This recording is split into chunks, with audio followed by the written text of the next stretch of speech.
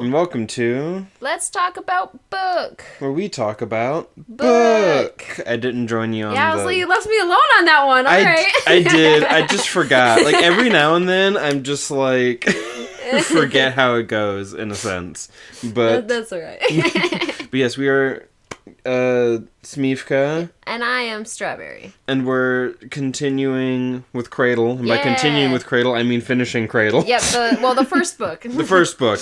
Right, yes, because it's Unsouled is the name of the book, but I always just hear it, you know. It's Cradle, yeah. Because it's Cradle's the series, and then this is the one book. Yeah. Unsouled. Unsouled by Will Wight. And we just finished it up. And I also want to, right here at the beginning of the episode, just do a little bit of like, hey, we are on Spotify now. Yeah, yes. If you've been listening on YouTube and would prefer Spotify, that is now an option. Spotify being the only other fucking place that I could find that's free. Right? So, we're now also there. Tell the world. I don't know. I'll probably like post about it on Blue Sky and Tumblr and stuff. Like as new episodes come out, they'll go up on both of them. Although for right now we're like uploading our like backlog onto Spotify, so like the new episodes won't be coming out on there for like a little bit because the old episodes are all coming out one a day, and then once they're all out, then we'll start doing them at the same time and whatnot. So so for the folks who are YouTube folks, like, comment, subscribe, all that jazz. And for those of you who are on Spotify, we probably won't be engaging as much. I think you can like rate and review on there. People say on Spotify, right? And I think there is actually like maybe comments for podcasts or something. I don't know. It's like I could apparently upload video to Spotify, which is like, you're Spotify. You shouldn't be like that. But it's just the audio up there because the video on YouTube is just a blank, not blank, but just like a static image anyway. Yeah. So it's like this is a podcast. It's just audio. You don't need a video. So and it's so much quicker to just upload the audio. Yeah. The audio uploads like that. It's so fast. But yeah, so do the YouTube things on YouTube, whatever Spotify things there are, do those as well. But currently no one's watching on Spotify because no one knows that it exists, and it's impossible to find anything on, you know, these large social medias when you're tiny. Yeah. So no one's gonna find us on Spotify unless they're looking for something specific, because that's where I find a lot of like small. Like, I watch a lot of small podcasts on Spotify. I'll just search for whatever book or whatever else I'm into and what I want. Yeah. So we could definitely get found. Yeah. But yeah, I figure once start, you know, posting about it places, then maybe some people will see it. And then once any number of people see it, Spotify will maybe start dishing it out to people. I don't know. But it's just, you know, more places for the show to exist. Yeah. And that's fun. So I just wanted to just kind of throw that out right there at the beginning. But yeah, last time we did Unsouled. Yes. We didn't do strict chapter by chapter. Yeah. And we're like, we're probably just going to do chapter by chapter this time around. Yeah, I think it's easier just to have a little bit of structure to go off of. Yeah, I think we like having the structure and whatnot.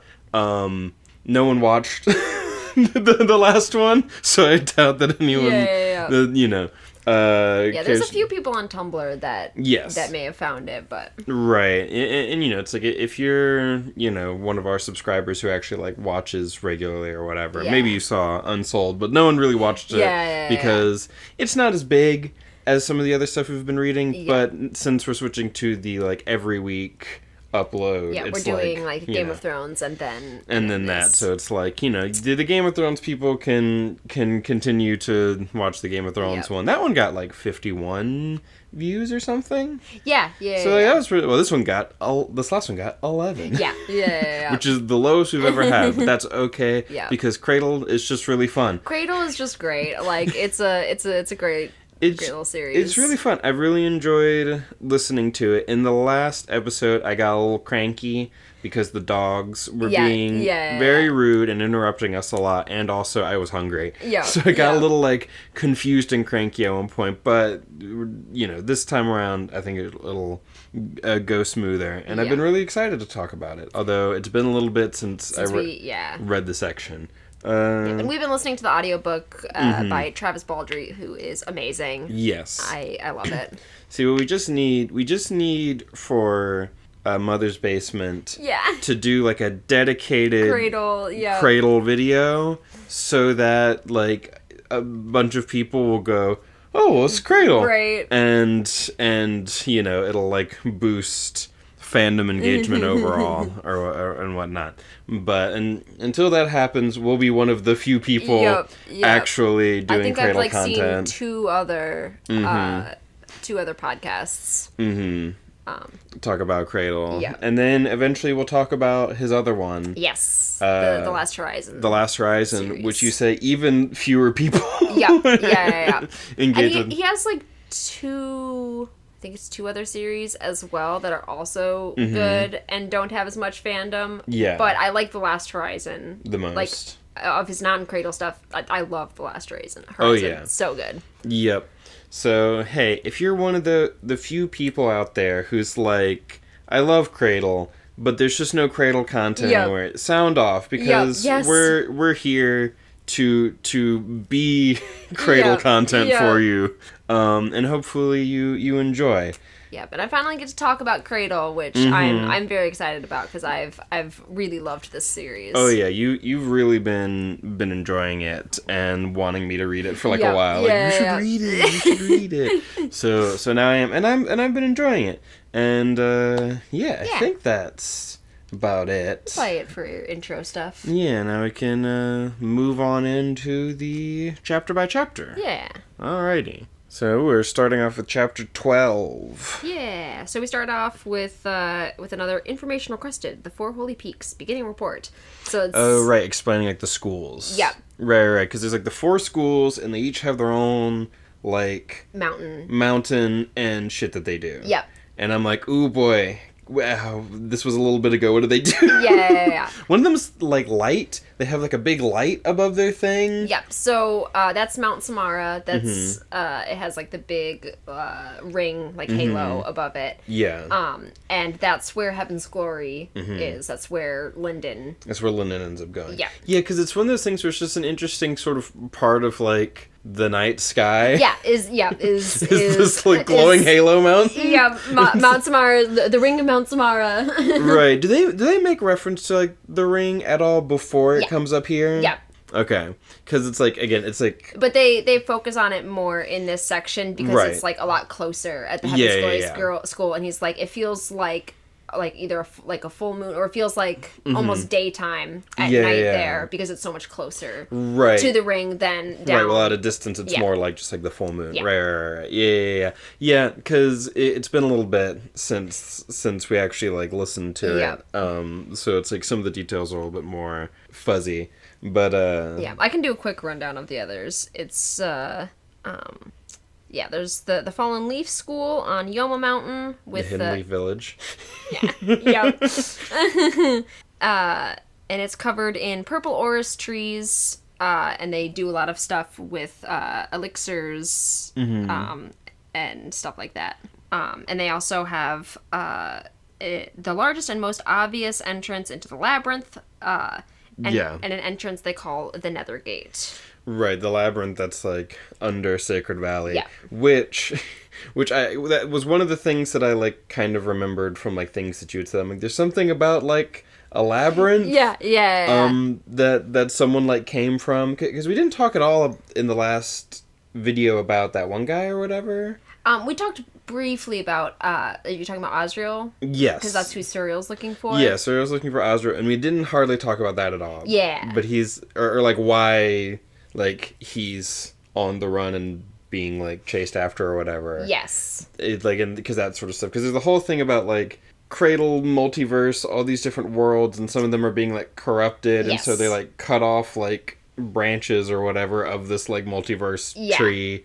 And so it kills a whole bunch of people, but it keeps this corruption from spreading, so it's supposed to save even more people. Yeah, so Azrael is supposed to do that. And he's like, I don't want to do that anymore. Yeah, and so he disappeared, and Suriel's now kind of supposed to go after him. And there was something about him emerging from a labyrinth or something? Yeah, she talks about, like in the previous section, she's thinking about Cradle, and like her presence is like pulling things up or whatever, and she looks at like at Sacred Valley, like the mountain where he did this, and I can go back. Do you want me to go back and find that? Yeah. That might be good because I think we kind of missed that a little bit in the last one, which is why it's good to have the structure, the chapter by chapter structure, to keep us sort of organized, and to make sure that we kind of like hit everything. Because it's always like a little bit frustrating whenever I'm watching something and it's like, but I wanted you to talk about this thing, and then they don't talk about it at all. And I'm sure that we're gonna do that too. It's just like what you like focus on or not as a reader, you know? You're always gonna get people focusing on different things, which is part of the fun of these sorts of first reader podcasts, is noting what other people sort of pay attention to and find important, you know? Okay. The mountain under which he had been born in a dark chamber of stone, the ruins of the library where he had once developed his own path, the pillars where he debated 10 greatest scholars of the day, leading 3 to commit suicide soon after. The city of anvils, sealed now, where he'd forged his first weapon, the labyrinth where he died and returned to life, the country home buried beneath a meadow now, where his fury had first touched the way. And that's talking about Azrael? Yes. Whatever. Yeah. Before she could stop it, details of Azrael's life spooled out on the spectral display. Yeah. So, blinking all over the planet. And so that really seems like it's talking about Cradle, or like specifically Sacred Valley. Is what I mean. Because like it's like I want to call everything Cradle. Yeah. you know, Cradle and the book Cradle and the Cradle series, and he's in and he got Wei Shi Linden who's in Cradle. Yeah. In the Cradle Village. Yeah, over in the Cradle Village, and they'd study the Cradle style and the Wei Shi Cradle and. Yeah. I know Cradle. Wei Shi Cradle? Yeah, sure. Yeah. Oh man. But yeah. So the whole like the labyrinth. You know, it's like, oh, you know, the most obvious tunnel into the labyrinth or whatever over in like the Hidden Leaf Village, over in the Falling Leaf School or whatever. I feel like this labyrinth underground whatever is probably the one they were talking about with like Azrael and stuff. So I imagine that like Sacred Valley is going to be sort of important in that sense. Yeah, and it also like on the door there's an image of a dread god or whatever like for the labyrinth. Yeah, which which could maybe be him or something else related to him or anything. Yeah, for the Nethergate, every 10 years it opens, and the Fallen Leaf elders are able to retrieve some treasures from the lowest levels of the labyrinth. Gotcha. Yeah. And then the west, Mount Venture, it has rust red cliffs. It's the home of the Kazan clan. It's the home of Ellen Venture. And the territory of the Golden Sword School. And it talks about gold, steel, and half silver, which are materials. Yeah, and like half silver has like some sort of effect on Madra or something. Yeah, it disrupts Madra, and gold steel is good against remnants. Gotcha. So gold steel fight ghosts. Gold for ghosts, and half steel or half silver for soul. Yeah. Half silver for your soul, the Madra, and then gold steel for ghosts. Yeah, half silver and gold steel. Half silver, gold steel. Because it's like, they're you know, the gold and the silver, but then it's like half silver and gold steel, so they're kind of like, the naming convention for each of them is a little different. Yeah. But yeah, because half silver is going to come up later. Yeah. And be a thing. And so... Yeah, so the Venture Mountain, they're the one that school is the one with like the gold, steel, and half silver. Like they make a lot of that. Yeah. They're the industrial school. Yeah. Golden Sword School. Gotcha. Yeah, Golden Sword School. Yeah. Yeah, because I think when I first heard that, I was like, well, I know that Yaren is Sword Lady. Yeah. So I'm like, maybe she's got something to do with them. Yeah. I think that's sort of like my first kind of like thought whenever we were like listening to it. Got it's like the Gold Sword School, and I'm like, is this gonna have anything to do with Yaren and her whole sword deal? So then there's to the south. There's a mountain called Great Father, and it's broken. Water pools up there, cascading down the cliffs in a stream known as the Dragon River, and it has the Holy Wind School. Okay. And favored disciples can go to bathe in the pool known as the Great Father's Tears, and that's basically. And what does that do regenerates for you? their vitality of body and spirit. Gotcha. So it's like probably not exactly the Fountain of Youth, but sort of. Yeah. You know, it rejuvenates you. Yeah, because there's like a bit I think in the earlier section where Lyndon's going through a whole bunch of different like his options. To level up, and he reads a description of someone talking about bathing in Great Father's tears, and being like I bathed there, and it was like scouring and like all of that type of stuff. It was like if you can handle the pain and the this or whatever, like I would suggest it to anyone above Jade or whatever. Gotcha. You can handle it, but he's like, I can't fucking do that. That's not anything an option. Anything I can use. So he just kind of discards it for later. Yeah. Gotcha. Yeah. Yep, and then they talk about Mount Samara, which has the Ring of Pale White Light with Heaven's Glory School.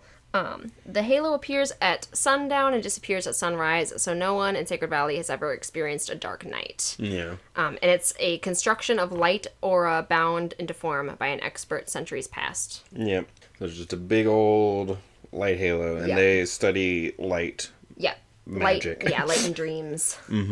Yes, so they're like especially sort of fox. Yeah. White fox compatible, because that one's already does the light and dreams and stuff, so that school just sort of like makes sense for that path. Yeah. Yep, and so then we're into the actual meat of the chapter. Gotcha. After that like report. Gotcha. And what happens? So it's Lyndon basically he does a challenge and is like, if I can beat this this is at like the 7-year festival, or if I can beat right, because we like Wei-Jin Amon. Yeah, because where we left off last time, everything got reset, so he's still like at the festival, about to fight. Yeah, because I'm so just like a little bit ahead of that. You know, but it's like, oh yeah, we still got to deal with this. What even happens with this fight? Doesn't he it's pretty quick. He just he challenges like, if I like win, can I have his spot in your school? Oh right, and he pulls the ghost hornets trick, the ghost beast trick. Now, because he didn't use it earlier. He didn't need it earlier. So he starts the thing and then immediately runs in the opposite direction. And they're he's pissed, and then sets the hornets on him. Yeah, because he immediately runs and everyone's like, haha, he's like running away. And then he gets to the edge and the guy comes up and he does the hornets and the guy's just like getting stung over. And then Lyndon grabs his own spear and starts hitting him over the head with it. And then pushes him out of the circle. Yeah. It's just like, he takes the spear and he like lifts it up and starts whacking him with it. And I'm like, Lyndon, if there's one thing you know about a spear, it's that you poke with it.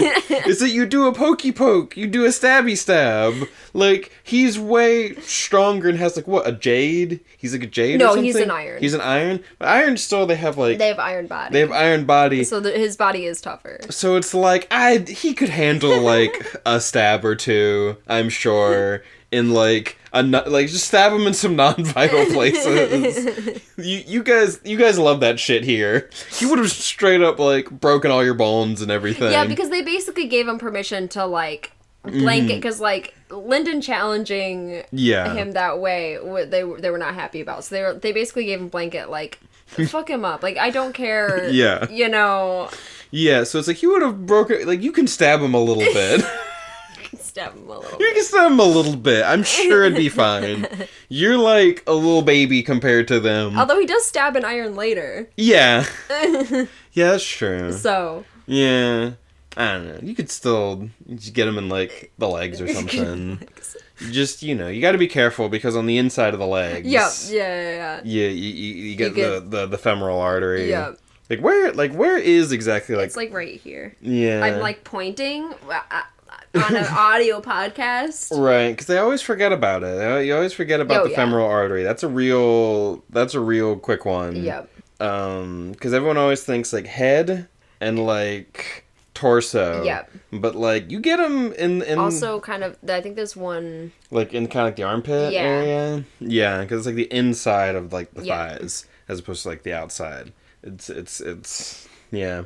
Because partially, I always think about it, because there was some police procedural kind of show, because we watched a bunch of those. Yeah. Where it's, like, these two guys, and one of them's going to, like, shoot the other one in the leg to be, like, like, oh, we're, like, cool and tough and like gangster or whatever. Yeah. And so it's like, so then I can say that I've like been shot, and then they shoots him like and he like bleeds out or whatever, and it's like, oh fuck. I don't remember what show it was, but I just always remember like that it's a thing.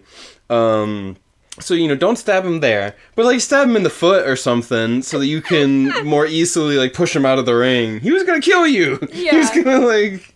But it's just so funny for him to, like, whap, whap, whap. I'm just like, Lyndon, that's not how you use a spear! And I love how it's explained in the chapter. It's like, he didn't get, like martial training or anything. I think that he's like, well, I'll just, if I hit you enough. Right. See, that's the thing. I mean, like, he's never had martial training, so you don't need martial training to know. The pointy bit. You hit him with the pointy bit. Because here's the thing. Because we just did that chapter in Game of Thrones. Yes. Yes. Where Arya, who's like a small child, is given needle and it's like, stab him with a pointy bit. It's like, I know what to do. Because you don't have to do a full stab. He's currently immobilized by a bunch of stinging ghost bees. So you could just kind of like poke him and just like, just like poke him out of the ring with the pointy bit. But it is funnier for him to just go. For him just to do it that way. It's way funnier, and I wouldn't be talking about it as much if he just, stabbed him like a normal person. Lyndon does not do things like a normal person. No, Lyndon doesn't do anything like a normal person, which is what's amazing about him. Yeah. It's what's the best about him. He always is like, I could have done more. I could have gotten more. Oh, yeah. And it's like, if you had stabbed him. I'll stop. I'm just joking, of course, but like, I love it. What if he's got a pointed stick? That's a Monty Python bit. There's like, he gripped the spear in both hands like a club and began smacking Waging him on everywhere he could. Yep. Wham, wham, wham. Yeah. Lyndon couldn't die a little excitement. He dreamed of this moment for years. Yeah. It's like, yes. I fucking... and it's so funny because it's like this guy who's like an iron or whatever. The fact that just like getting stung by a bunch of ghost bees, I'm like, the fact that this worked so well on you is very embarrassing. Yeah. Oh, it's a very embarrassing fight for him in general. Mm-hmm. Like, and it was the patriarch's grandson. Yeah. So it's like, it's super embarrassing. It's so bad. It's so bad. I'm like, I'm not even part of this whole like, warrior culture bullshit. But like, my dude, you're supposed to be like an iron, and you're like, oh, these bees, I can't handle the bees. Like, I was expecting him to be, like, caught off guard a little bit, but he is just completely taken out. Yeah. He's completely taken out, and he has, like, no clue what to do. He doesn't even try and, like, hit Lyndon anymore. He's just like, Yeah. Yeah. Fucking... I don't know. Embarrassing, my dude. Yep. And so then, Because then doesn't the school, like... Oh, yeah, because, like, the guy from the school who looks like a child. Yes, Elder Whitehall. Mm-hmm. He's, like, pissed off and doesn't want to, like, take Lyndon, but is like, look, I gave him my word. I have to do what I have to do. like... He's just gonna fucking die anyway, essentially, if he comes to the school. Yeah, he's basically like, when we have space for one more student, we'll take him, but for now, you know. Yeah. Basically. Yeah. So, what? When we have space for one more student? Yeah, he's like, I only had, like, we were only taking one student from here or whatever. Right, and so we're Lyndon, just taking Lyndon, and so... So Lyndon has time to prepare, or is he going immediately? No, he's going immediately. Okay. Yeah. Okay. Then why does it matter that they were only taking one student or whatever? Because the grandson was supposed to go. Oh, because the grandson was supposed to go. Oh, yeah, gotcha. Yeah, so he's going, like, instead of the grandson. Right, and it's like... And they were like, we would have rather had this guy. Yeah. But also, he did fuck him up. Yeah. And I technically, like, have to now. But he's not, like, happy about it. Right. Yeah. Oh, yeah, and then the patriarch blinded Lyndon for a little bit because he was upset about his grandson not going and everything. Like, he cheated and, like, all of that type of stuff. Yeah. And so... Does he, like, try to attack him or something? I mean, he blinds him and is kind of holding him there, and so Lyndon's worried about that. But Whitehall is basically like, no, Heaven's Glory School has given its word, and a child cannot cause us to break it. We will harbor Wei Shi Lyndon for as long as he can perform up to the standard of a Heaven's Glory disciple. And they're like, which isn't gonna fucking happen. Yeah. Because look at this kid. Yeah, so then Lyndon goes, Disciple Lyndon greets Elder Whitehall. Don't buy your own lies. If you last a week on the mountain, I'll tutor you myself. Yep. Yeah, and that's definitely how it goes. Yeah. Yeah. And but yeah, so then there's like a bit of a period of him to like prepare to go to the school, or does he go straight there? The rest of the festival like happens or whatever, and so there's a few days before they go to the school. Gotcha. But then he goes just like straight there essentially. Yeah, he has like he talks to Kelsa a bit and like is like saying bye to his family and all of that. So there's like a bit of his conversation with Kelsa. It's like, I'd share one with you, but I doubt you'll need it. Heaven's Glory, like, you know, you're going there, and, like, why don't you seem happier? Like, why haven't you tried to get more from the Elder? Like, like, what's going on? And he's trying to, like, gauge if anyone else noticed that a messenger came down in reversed time. Oh, yeah. Yeah. It's like, so did you notice when like everything got like reset and we all died for a little bit there? Yeah. It's like, what? Yeah. Like, do you like remember like losing time or being somewhere you didn't like, you know, stuff like that? He's like trying anything that doesn't quite like line up properly. And they're looking at him like he's crazy. Yeah. But yeah, 'cause she's like, you're, like, too quiet. Something happened, and all that. And just, like, a little sibling conversation. Yeah, does he, like, explain to her at all, or is he just like, no? No, he thinks that he wants to. I'm going to school, I won't need it anymore. He wasn't concerned about keeping Suriel a secret. Spreading rumors about her couldn't harm her. And receiving a visit from the heavens was a source of pride, not shame. If that had been all, he would have been trying to convince his sister to believe him, not keeping it a secret. But he'd seen more than just a celestial messenger. He'd seen the end of the world. Yeah. And so he basically just don't want to worry her. Like, if he dies, like, one, they probably couldn't make it, like, together. Two, if, like, he dies and she's around, then, like, she'll be stressed about the end of the world for the next, like, 30 years. Yeah. And better to just try and do it. Yeah, the classic, not gonna worry my loved ones about this, I'm just gonna do this on my own kind of shit. Yeah, so, and he has classic protagonist behavior, honestly. Yeah, he has a path out of there, so he's like... He's like, you know, just don't worry about it. Yeah. Yeah, and it's like, oh, that was true, but he still wanted to tell her. And then that's when he asks again, was there anything you can remember from that day of the Foundation tournament? Anything strange? I'd say so. You said a swarm of hornets on Wei Jin Amon. It's like, no, but like, you know, weirder than that, you know. Yeah. And so... It's like talking about like losing time. It's like, how would I know if I did? Yeah. Like, you know, that's a good point. Yep. And so then he like says goodbye, and his like parents are wondering why he seems so sad and stuff, and because they're expecting him to only be a couple weeks, and he's expecting it to be about 20 or 30 years. Yeah, because he's about to fucking run off and leave the valley. Yep. He's not gonna be here. Yep. Yep. So yeah, that is the end of that. Nope, it's not. There's another little section, another long section. Yeah. Is this the like trial up the mountain or whatever? Yeah, so they go up to the trial and everything. Gotcha, but does the trial happen in this chapter or is the trial next chapter? Next chapter.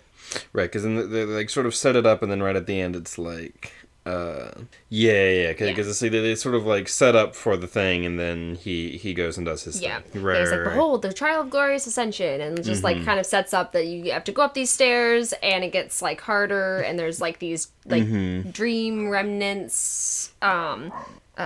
Within that cloud are a few of the spirit aspect and mind aspect remnants that our school has tamed over the generations. They'll test your resolve, your determination, and the solid foundations of your spirit. Yeah, it's essentially the, like, genjutsu torture realm in there.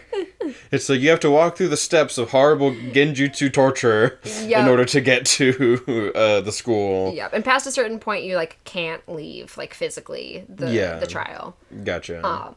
And stuff. And so he's basically, like, it has a... like, chance of killing you. Yeah.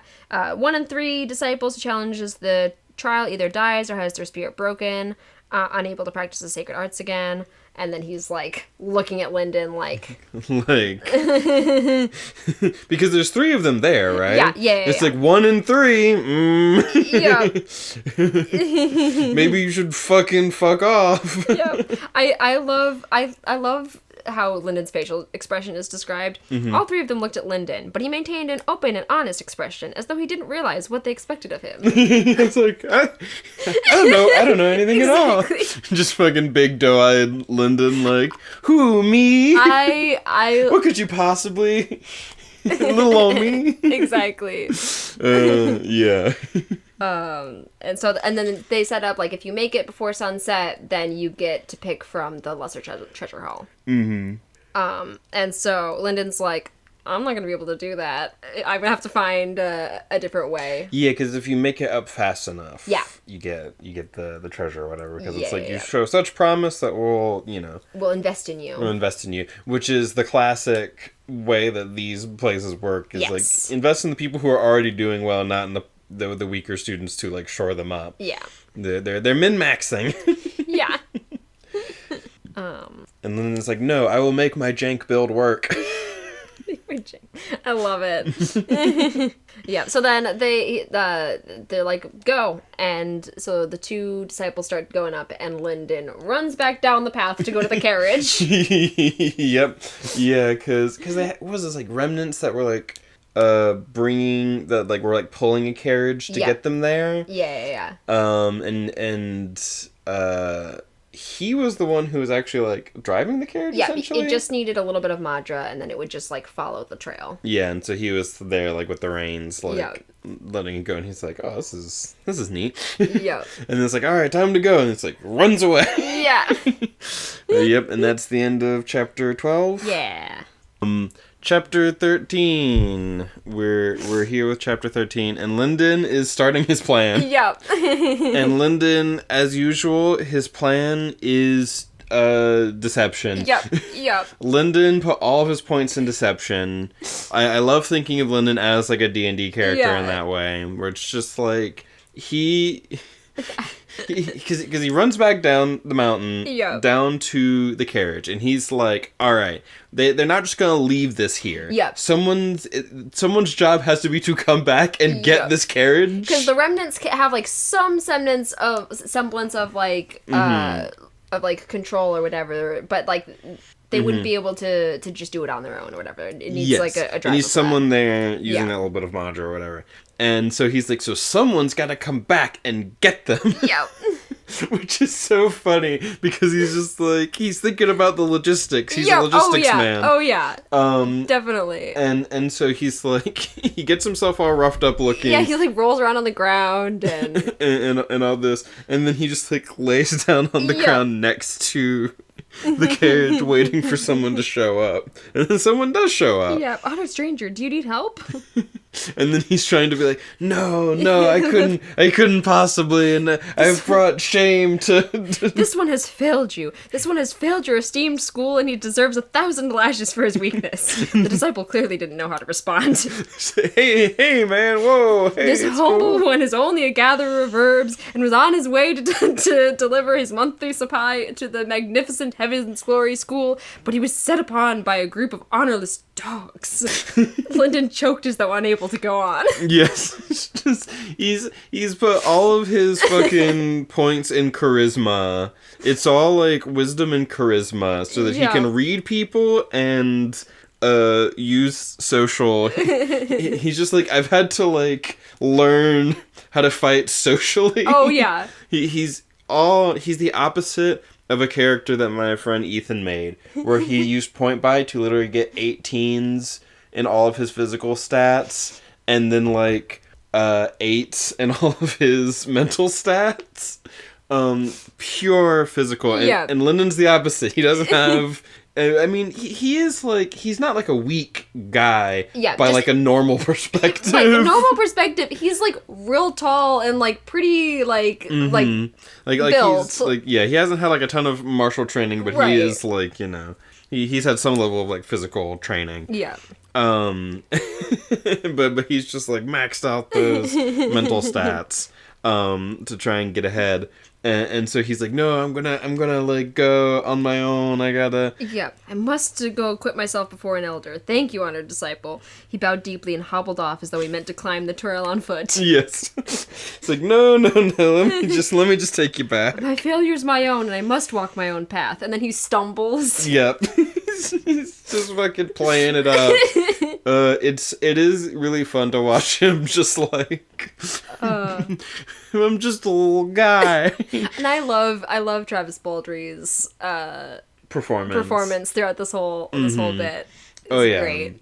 It's very good. Travis Baldry is good. I've enjoyed him as a narrator. I love his narration. Because I've actually, most of what I've listened to audiobook wise now, I'm realizing is Michael Kramer and Kate Redding.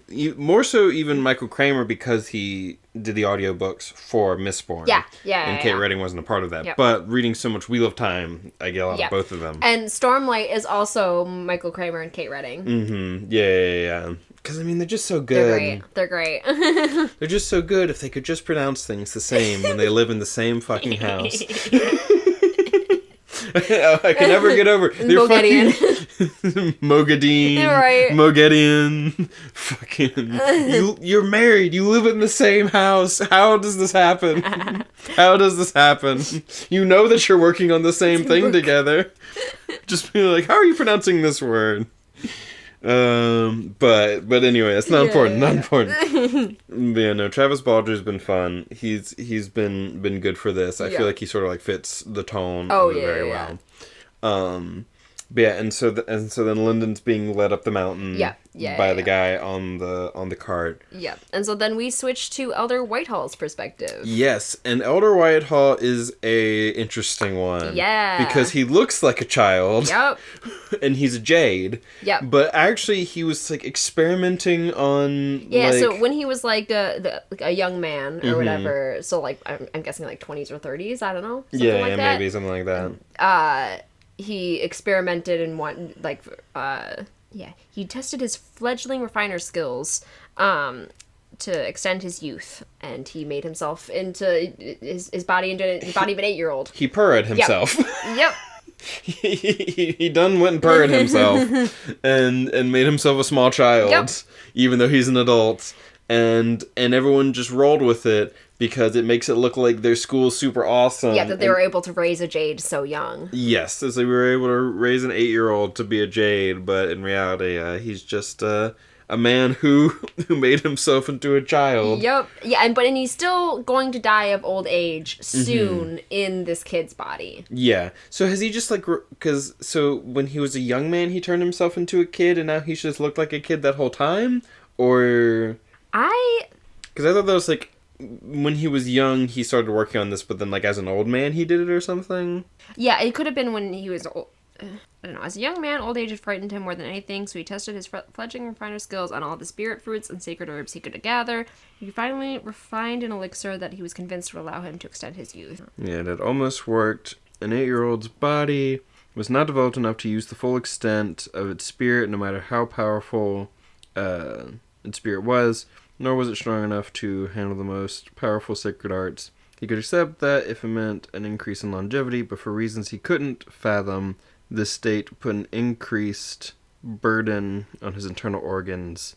In only another decade or so, he would die of old age while trapped inside of a child's body. So, as a young man, he was worried about aging, and then he worked on all this stuff for an undefined period of time. Right. And then turned himself into an 8-year-old and is now going to die of old age. But the implication is maybe that it's because he's, like, done all this weird shit and he's now in a child's body and all of his, like, organs and shit are, like, weird. And it's, like, strained because, like, the body can't handle it itself. And so it seems like maybe he's going to die of old age in an infant's body because he did this weird age regression thing, but how old he actually is a little bit unclear. Right. I feel like if there's one thing that is my sort of criticism of Will Wight's writing is that sometimes I have those kinds of questions. Yeah. That I feel like it's like I would have liked a little bit more. There's just certain things where I would have liked just a little bit more. Not even a ton, but just like, he worked on it. For how long? Is he still a young man? Is he actually an old man but in a child's body? Just a little bit more detail on some things like that. But that's, partially I think that's just sort of a personal preference thing. Yeah, that makes sense. But it's sort of my one thing is that every now and then I feel a little unclear on something that I would like a little bit more info on. But a lot of times, like, I feel like he does definitely give, like, enough info to understand, like, what's going on. Right. A lot of the time. But every now and then there's just certain things that I'm like... It's like, there could be more. Yeah, I'm just like, wait, but like, so like, how old is he like actually? Just sort of things like that where I'm just like, just a little bit more, because like where he talks about it a little bit, and I would like just a touch more. But I always like to have a little bit more information, I feel, so. Yeah. But yeah, so he is a child, but because he turned himself into a child, because he purred himself, and they're just sort of like, isn't it impressive that we have this jade child? Yeah. And he's up there waiting for the trial to be over. Yeah. Waiting for them to come out of this cloud of demons. Yep. Cloud of spirit dream demons or whatever. Yep. Yeah, and he's talking to one of the, like, students or whatever about, like, 4 irons are still missing and 13 dead, but the sword, and so he's finding out about the sword sage, like that whole like raid and everything, like how many were killed, and then because we saw that like a bunch of people were like fighting Yaren during Suriel's little like aside to the stuff going on in the world and being like, go get Yaren. So we saw some of that battle, and now we're hearing sort of like the report about it. Yeah. Or about one of these kinds of battles, because they're sending a bunch of people after her. Yeah. This one, I think they're talking about like when the actual sage was killed. Like when her master was killed. Gotcha. And then the raids after. Gotcha, Because he wasn't there when they did the actual, like when they killed him in his sleep and everything. Yeah, because it's sort of, this is where we're like learning about the sort of the Yaren situation through him getting this report about it. Yeah, because it's like... And it's like, the corpse is still with the remnant, like, by the labyrinth, and, like, disciples in hiding. Yeah, because they were able to kill her master. Yeah. But his remnant, he left behind a remnant that's super powerful, and it's just fucking everything up. And they're like, what do we do about this? And they're like, how about we do nothing? Because failing at this would be embarrassing.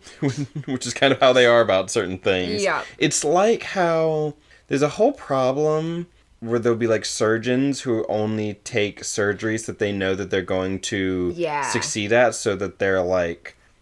so their record looks good. So, and it's like... And then they only take the ones that they're like sure, and so then like the riskier ones like get taken by people who may not be as whatever. Yeah. or just sort of get, like, pushed back because no one's willing to do it. And so then it causes, like, problems and whatnot. And so they're like, we'll deal with this somehow. Yeah. Like, we should be able to deal with this.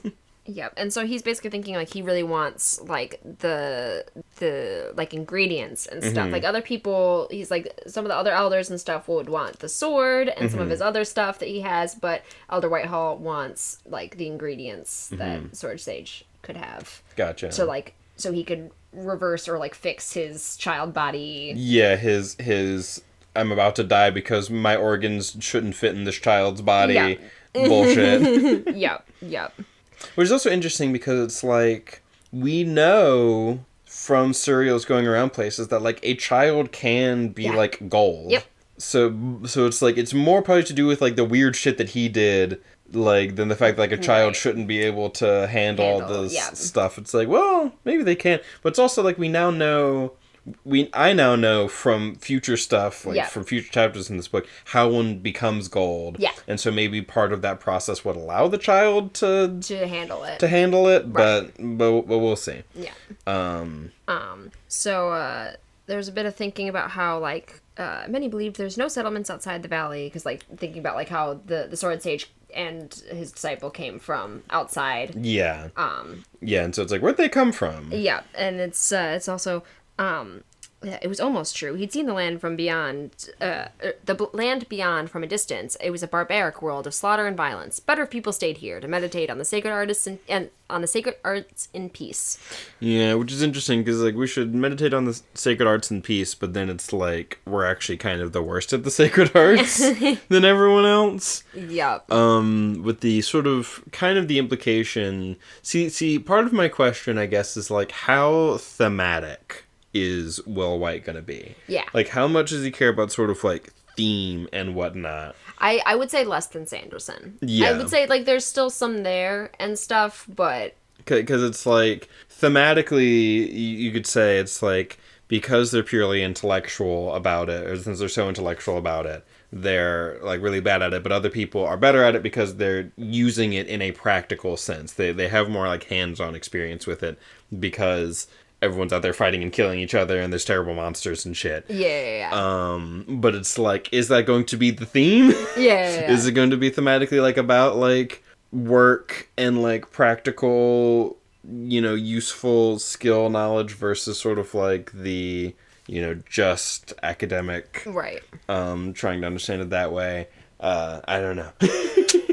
But that's just kind of what I'm thinking about when he's like, oh, you know, it's a barbaric place out there. Better to, you know, sit and meditate on the sacred arts safely in here. And it's like, but they're better at it than you. You guys are actually really weak and suck. we just saw Serial show us that. Yep. So. Yep.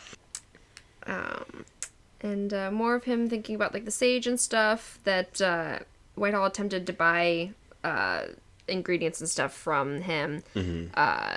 And the visitor had laughed and insulted them to their faces, saying they did not deserve such treasures. Mm-hmm. And that was why the elders had collectively decided to kill him and take his wealth for their own. Yeah, because these guys suck. Shit sucks in Sacred Valley. Yep. Sacred Valley's full of shitty people who suck. Yeah. In a lot of ways. And so there's a part of me where it's like, listen, I don't want Sacred Valley to get destroyed because you shouldn't destroy an entire civilization of people under any circumstances, really. And also, you know, Lyndon's family's there who he loves and whatnot. But also, besides his sister, his family, not always great. Yep. And the rest of Sacred Valley also kind of shit. So it's like, hey, how much do I really want Sacred Valley to be saved? You know? Yeah. It should. It's good for people to be saved and not die. But also, man, these guys suck. And they need to, like, learn to be better. Yep. So, you know. But yeah, and so then he's, like, thinking, like, I'm just wasting time here waiting for the disciples and all of that. And, and then we... Just get here already. Yeah, basically. And then... Lyndon shows up and he's not happy. Lyndon pops out of the cloud, like, hello. Yeah, he, like, stumbles out looking like death. Yeah. Like, the figure that lurched from the stairs and collapsed, panting on the cliffs, was certainly tall. And is, like, comparing him to the others. And because he's thinking it's the other Kazan boy or whatever, and it's like, oh nope, it's the Unsouled. This one greets honored Elder Whitehall. This one tried his hardest and hopes he has not shamed the Heaven's Glory School too much with his tardiness. And Elder Whitehall is pissed because he's like, I never even got up here before the time lit or whatever. How could you, like an Unsouled, do this? What do you even mean? He's like, what are you talking about? I did it. Had he been outdone by an Unsouled? And then he certainly looked like someone who had passed the trial. The boy's clothes were shredded and caked with dirt, as though he'd crawled on his belly the whole way up. Scratches covered his knees and hands, and it looked as though part of his face would swell up. He was crusted in layers of sweat, as though he'd wrung every drop of effort from his body for hours. Yeah. So part of that is definitely, like, his roughing himself up earlier helped contribute to this look. But he does also... He was in there. He was in there. He was in there for at least a little bit. You know, because it's like, you know, we just see him like, oh, I'm going to go up with this way. But then he, like, pops out of the actual cloud. Yep. And it's like, he was in there. He was in there. He did go through some shit. Just a lesser amount of shit. Yeah. I love Whitehall, because he, like, almost throws him off the mountain. It's like, if there wasn't witnesses around. Yeah, because, like, I would have just fucking thrown him off the mountain. Yeah. It was like, did you have a winged remnant carry you up? Do you have a construct that protected you? Are you a genius scripter? Because the heavens will crumble and the earth will sink into the sea, but before I believe you climbed up here on your own strength. I also like... Lyndon looked up at him with hurt in his eyes, but rather than looking pitiable, he looked like he was angry enough to pick a fight. But there was no hint of anger in his words. Forgiveness, honored elder. But the honored elder himself was very specific that we should climb the steps by any means at our disposal. If the honored elder did not mean it, I would be willing to return to the bottom and climb back up. Only I don't believe there's still time. He's just like Lyndon would kill on the, like, malicious compliance subreddit. Oh, totally. Like, if Lyndon were around in our world, he would just be, like, fucking king of r/malicious compliance. Just, like, every day, you know, I did this, that, and the other thing, and got away with it, you know. Yeah. God, he is a lot of fun. Yeah. Because of that.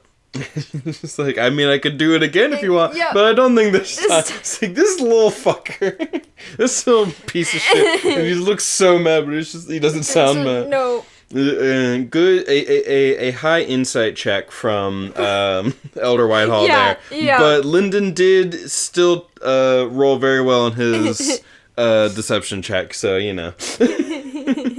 They like rolled the same number. They did a contested and got like the same number. So it's like you can tell that he's like mad, but also he doesn't sound mad. Like he looks mad, he doesn't sound mad. Mixed success. That's great. I think that comes from like the World of Darkness setting or something. There's like a system that people use in a bunch of different games, and it's like 2d6 or something. You're like 2d6, and based on what you get, it's either like a full success, a mixed success, or a failure. Got you. Yeah. I know that, like, the second season of Adventure Zone used that system, or a system based around that system. And that was fun. I enjoyed that season of Adventure Zone. Whatever Sarazet has to say about it.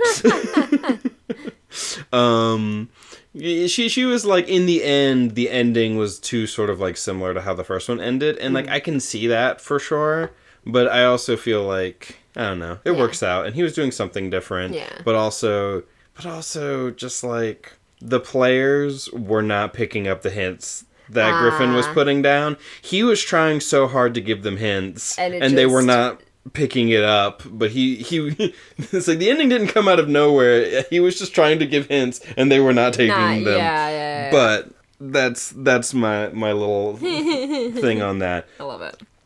We should like listen to Adventure Zone. Yeah. See, here's the thing. The first part of the first... I said that I was done, and yet here I am.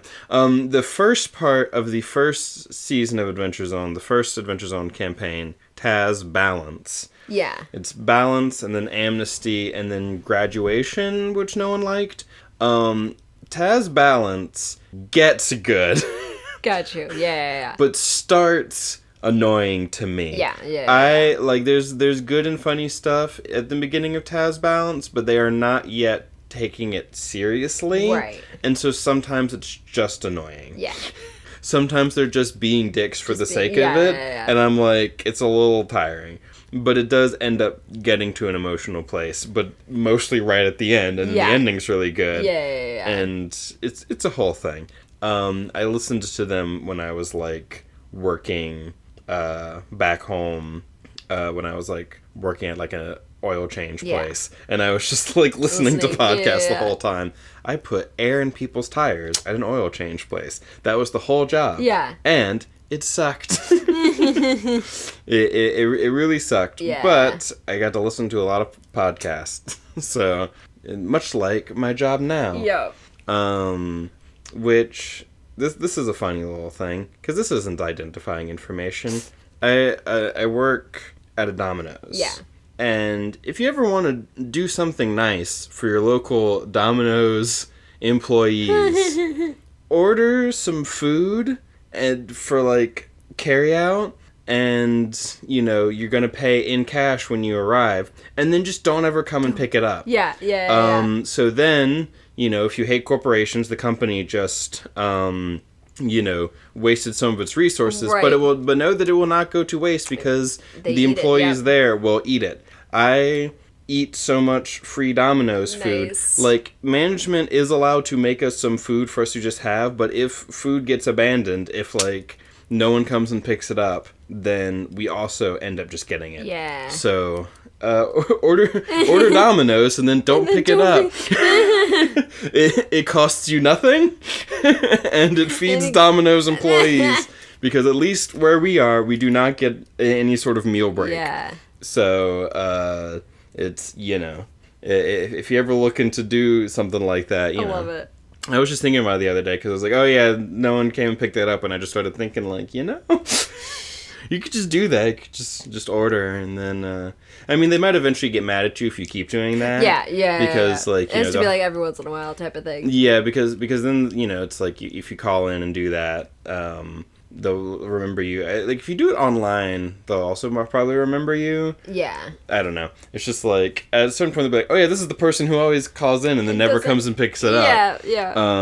So, you know, they'll maybe stop doing that. But also, you won't know, because you won't be coming to pick it up. Yeah. So maybe you'll just be bothering them, which, you know, maybe you also enjoy. I don't know.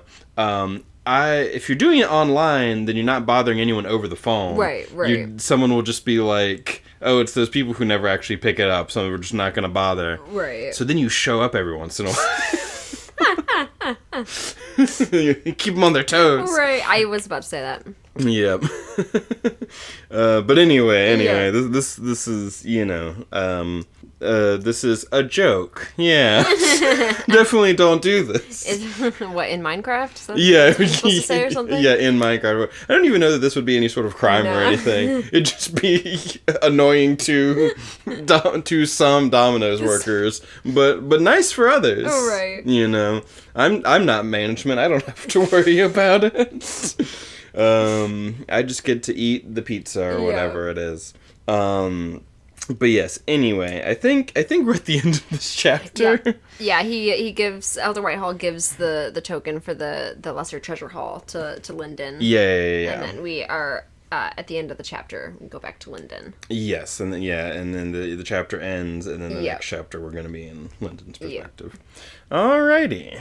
Chapter 14. Yeah. Straub was sticking a pencil through their ear, because Straub has gauges, and the other day, I look over at Straub, and they've put the, like, arms of their glasses through the holes in their ears, and their glasses are just hanging there. I just looked over and just face palmed, and you were just dying laughing. And then you also, like, put them on, essentially. Yeah, like in my ear. Like with them in your ear, and I'm just What are you doing? It's finally at a size that I can just, like, put random things through my ears, and it's great. I love it. So now every now and then you'll just have... Because you had something else in your ear. Yeah, what was it? I don't remember. I'm trying to...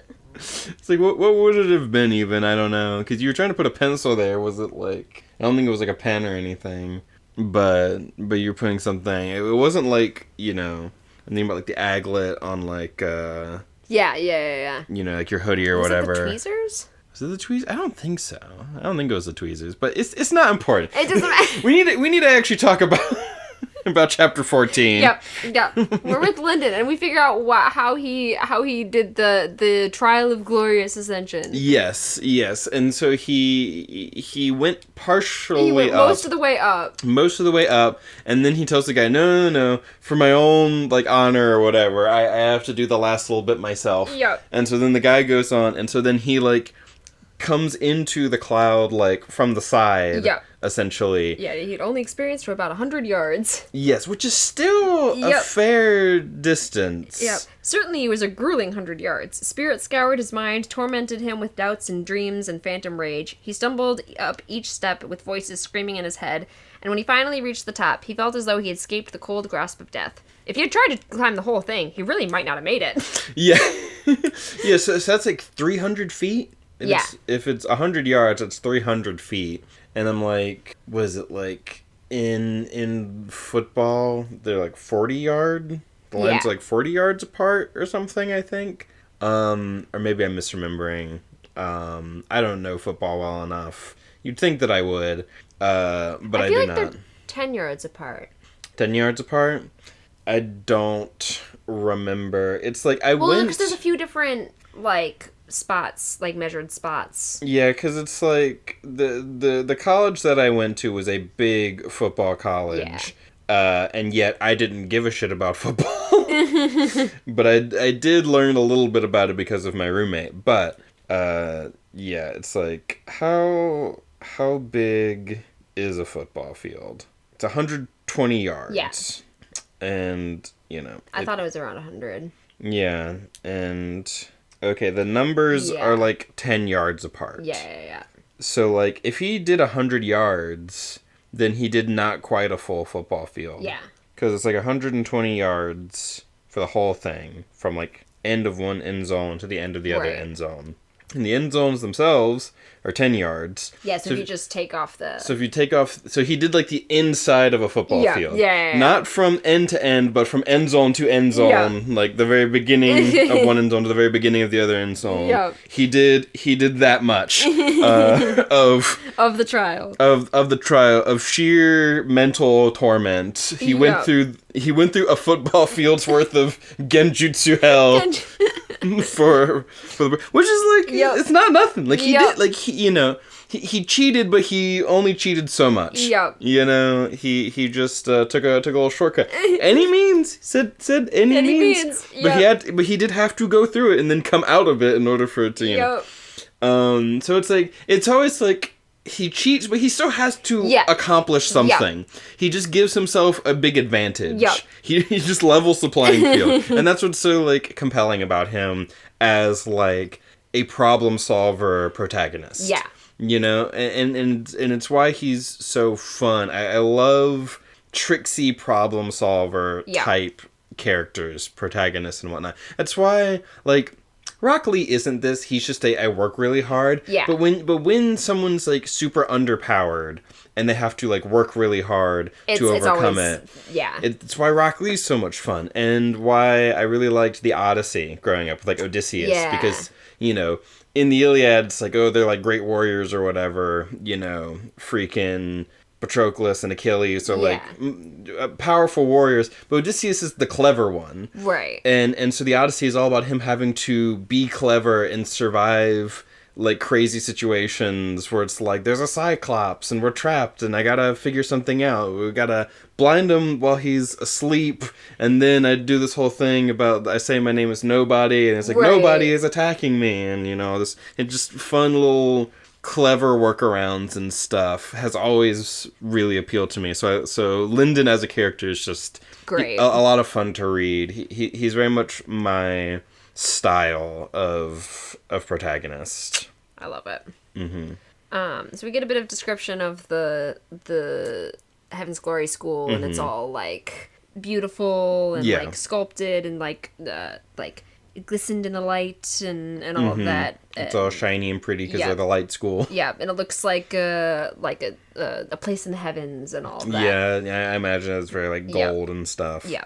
And so then he goes to the Lesser Treasure Hall to figure out what he wants and meets Elder Rom. Who's fun. I liked him. Elder Rom was a lot of fun to talk to. For an Unsouled to pass the trial of glorious ascension before sundown is a fine achievement indeed, no matter how you did it. Yep, he's just like, hell yeah, kid, way to go. Yeah. Yeah. Which is nice. It's nice when there are people who actually like encourage Lyndon. Yeah. Which we get so few of. Yeah. He gets so shit on. Like, Rom is like, besides his sister, the only person who's like, hell yeah. Good job. Way to go. And even his sister's not like that. No, she's just nice. Yes. You know? She's not quite all the way there, but is still like better than the others. So, like, I'm going to help you, but I'm not going to be all, like, fuck yeah about it. She's just got, like, a different, I'm not going to vibe. Sugarcoat it or anything. Yeah, she's got a different, like, personality than Rom, the vacuous spider. That's a Bloodborne reference. Got you. There's a boss named Rom, the vacuous spider. Which is funny because vacuous meaning, like, stupid. Oh, yeah. Yeah, so it's, like, Rom... Like, literally, from what I understand, the... term used in Japanese is essentially the Japanese equivalent of, like, the R word. It doesn't quite have that same... like, connotation, because, like, Japanese has, like, a different sort of, like, sense for, like, swearing. Right. And stuff. But, like, it's Rom, the dumbass fucking idiot spider, is essentially the name. Yeah. And so when this guy was Elder Rom, I was just like, that's kind of funny. I love it. I don't think it's intentional, but it's just, you know. But yes, anyway. So he's teasing about, like, oh, don't get any ideas about stealing anything or whatever. There's remnants in the floor that'll fucking murder your ass. And then Lyndon's immediately like, well, I do see some workarounds, though. It's like I'm sure I could steal something. Lyndon's like, there's got to be some way. But in the back of his mind, he still noted that those security measures didn't seem unbeatable. He learned a bit about scripting and a bit more about construct from his mother, and he was sure he could slither his way through a loophole. Like, I'm sure I could find some way around this if I really tried. I love how he's like, there's a will, there's a way. Oh, yeah. You know? There is some way that you can accomplish this. and I feel that. I'm like, there are certain things where I'm like, if I just think about it long enough, I'm sure I could find a way to pull this off. Yeah. I never do, though. But... So then he's, like, looking around at a bunch of the treasures. There's a flying sword that can be, like, controlled by Madra. Glasswater Sentinel. I highlight this because crafted by Soulsmith Serenity of the Heaven's Glory School. In a little bit, they mention that Elder Serenity was one that was killed in like the fighting with like the sword sage and his disciple and all that. Yeah. So I didn't realize that before, like when I'd read it or anything. Because like I think you see this first and then later find out like it's in like a list of a few names that die, and so then I was like reading this, I'm like, crafted by Serenity. Wait, I just saw that. Yeah, and it's like a little bit of like sort of connectivity throughout. You know, it's like that kind of thing is like good for like making the world feel sort of cohesive. Because like sometimes it's just like, and then here's a list of entirely new names. You know, which is fine, but also it's like when everything is just a series of new names and nothing ever sort of like comes back up again. You don't have any of that kind of like incidental stuff. We just watched like Sanderson's world building video, and he kind of talks about like, you know, sort of hint at deeper things that you don't necessarily go into, but it gives this like impression this of feeling that that there's like more and deeper stuff, and that like is good. You know, it's like you can only focus on like a few things, but you should give like the sense that this other stuff like also exists, and that can be good to have. So the construct or whatever, Night Flame's spirit lamp gathers fire aura the spirit seals, Sylvan River Seed. So one case had a small garden inside with tiny trees, grassy hills, the size of a mouse, and a river running around the border.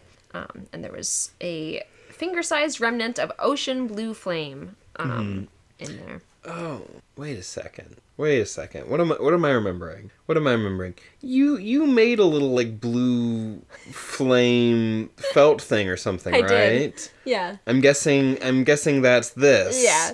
And there's like a dragon turtle or something as that like shows up or something, because in the previous episode I was what are some things that you remember incidentally of Cradle, and I just suddenly remember, because I'm like, who are characters that exist? There's sword lady with a streak of red hair, blonde broom man, and then there's Lyndon, and I'm like, there's a turtle.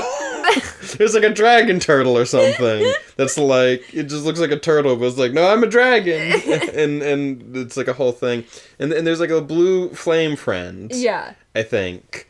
Just like describing it as like a little finger-sized blue flame. Yep. Suddenly my brain was like, wait a second, that's... Because, yeah. Yeah, Sylvan River Seed. The seed of a nascent sylvan with water and other unidentified aspects. Can be nurtured by a supply of pure madra, but its future growth is not guaranteed. Mm-hmm. Yep, so it's like one he really like thinks about getting, because pure madra, anything that works with like pure madra. Yep. Because that's kind of what he's like showing him right now, stuff that'll like work with what he's got. Yep, and he's trying to figure out like what he can use like right now that is going to help him, that he could still use later, and all that. Right, because it's like that's something that could be helpful later, but he needs something that's going to be helpful right now, but also something that like can be helpful right now, but also later. Yeah, he's got to like think about like, you know, it's like, you know, I'm just thinking about like Slay the Spire. Yeah. Yeah. Because we watch a lot of Frost Prime. Yep. And he'll talk about, like, what's immediately coming up that you have to deal with. Yes, this card looks good, and it'll be good in the future if you do this sort of thing. But what's coming up... And if you get something else, if you get something else, but what's coming up right now that you have to deal with? You know? Something that'll help immediately and in the long term. Yep. So, you know, that's it's fun, because it's like he goes through like so many options. Like, these are all so cool and interesting. Yeah, he's looking at the parasite ring, half silver, gold steel. Yeah, because the parasite ring we talked about in the previous section, where it's like training weights for your like madra, essentially. Yeah, because he's wanted that for a while. The pinkish white lotus flower, the bud of a star lotus. And it could immediately get him to copper, or whatever Elder Ram says. Yeah. But yeah, and but he does not end up taking that. Nope. He really wants to, Elder Ram's like, you're gonna get to copper eventually. And you're gonna get elixirs like because you just joined, so you're gonna get some like.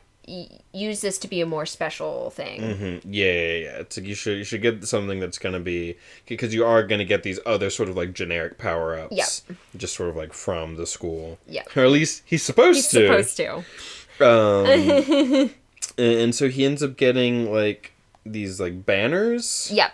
A boundary field, like banners. Yeah, so it's like these banners that he can set up in like a circle and put like the white fox it's a script on it or whatever, and they create like a little area of like white fox like illusion stuff.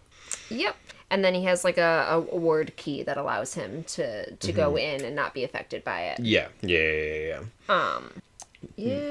White fox boundary formation. Yeah, and so then he decides to get that. Yeah, because also it's like, oh, it's white fox, and that's like where I'm from, and so that also kind of like reminds him of like home, things like that, and so it's like it's also got like sentimental value on top of being just like a useful thing.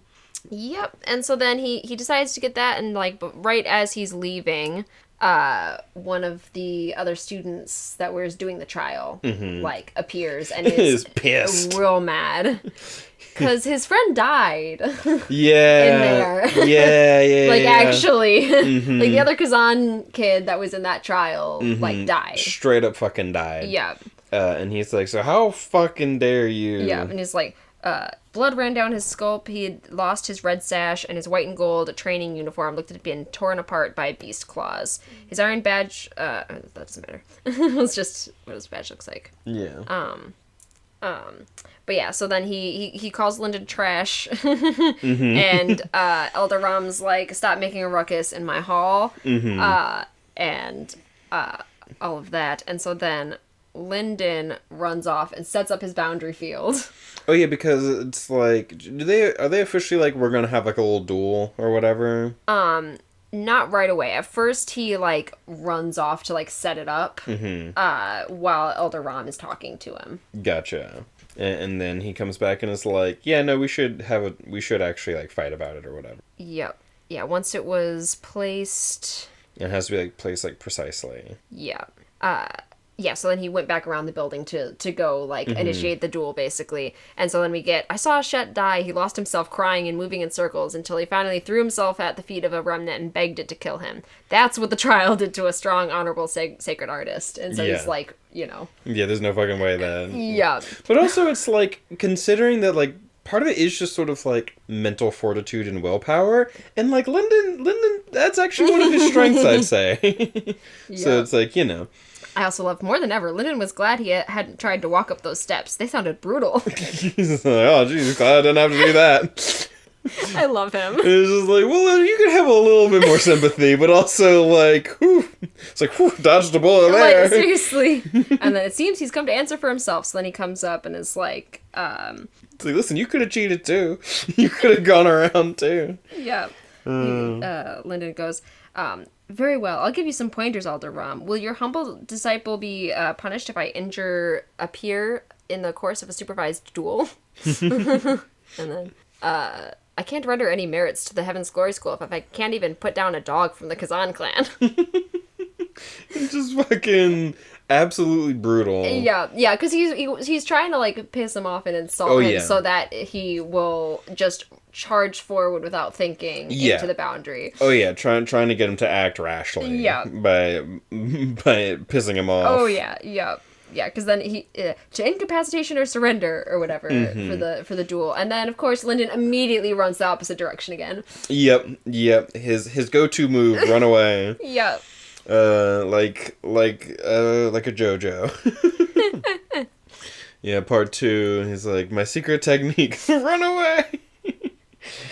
Yeah, so then he like baits him into the circle. Yeah. And all that. And he throws Suriel's marble to like get him like the last little bit into the circle. Yeah. Yeah, because the marble will always come back to him, so he like throws it to like distract him. Yeah. And so he's in there screaming and battling creatures and all of that. Right, it's like he gets in there and then he's trapped in a fox dream, and so like he's just like screaming and throwing things around, and then like he throws a weapon that like goes like right next to Linden, and Linden's like, oh shit, he could have actually like killed me there if I wasn't paying attention. I need to be careful even though he's like trapped in a fox dream. I'm pretty sure that happens in this fight. Unless it happens... It's either this one or the next one. He is throwing them all over the place. Yeah. But yeah.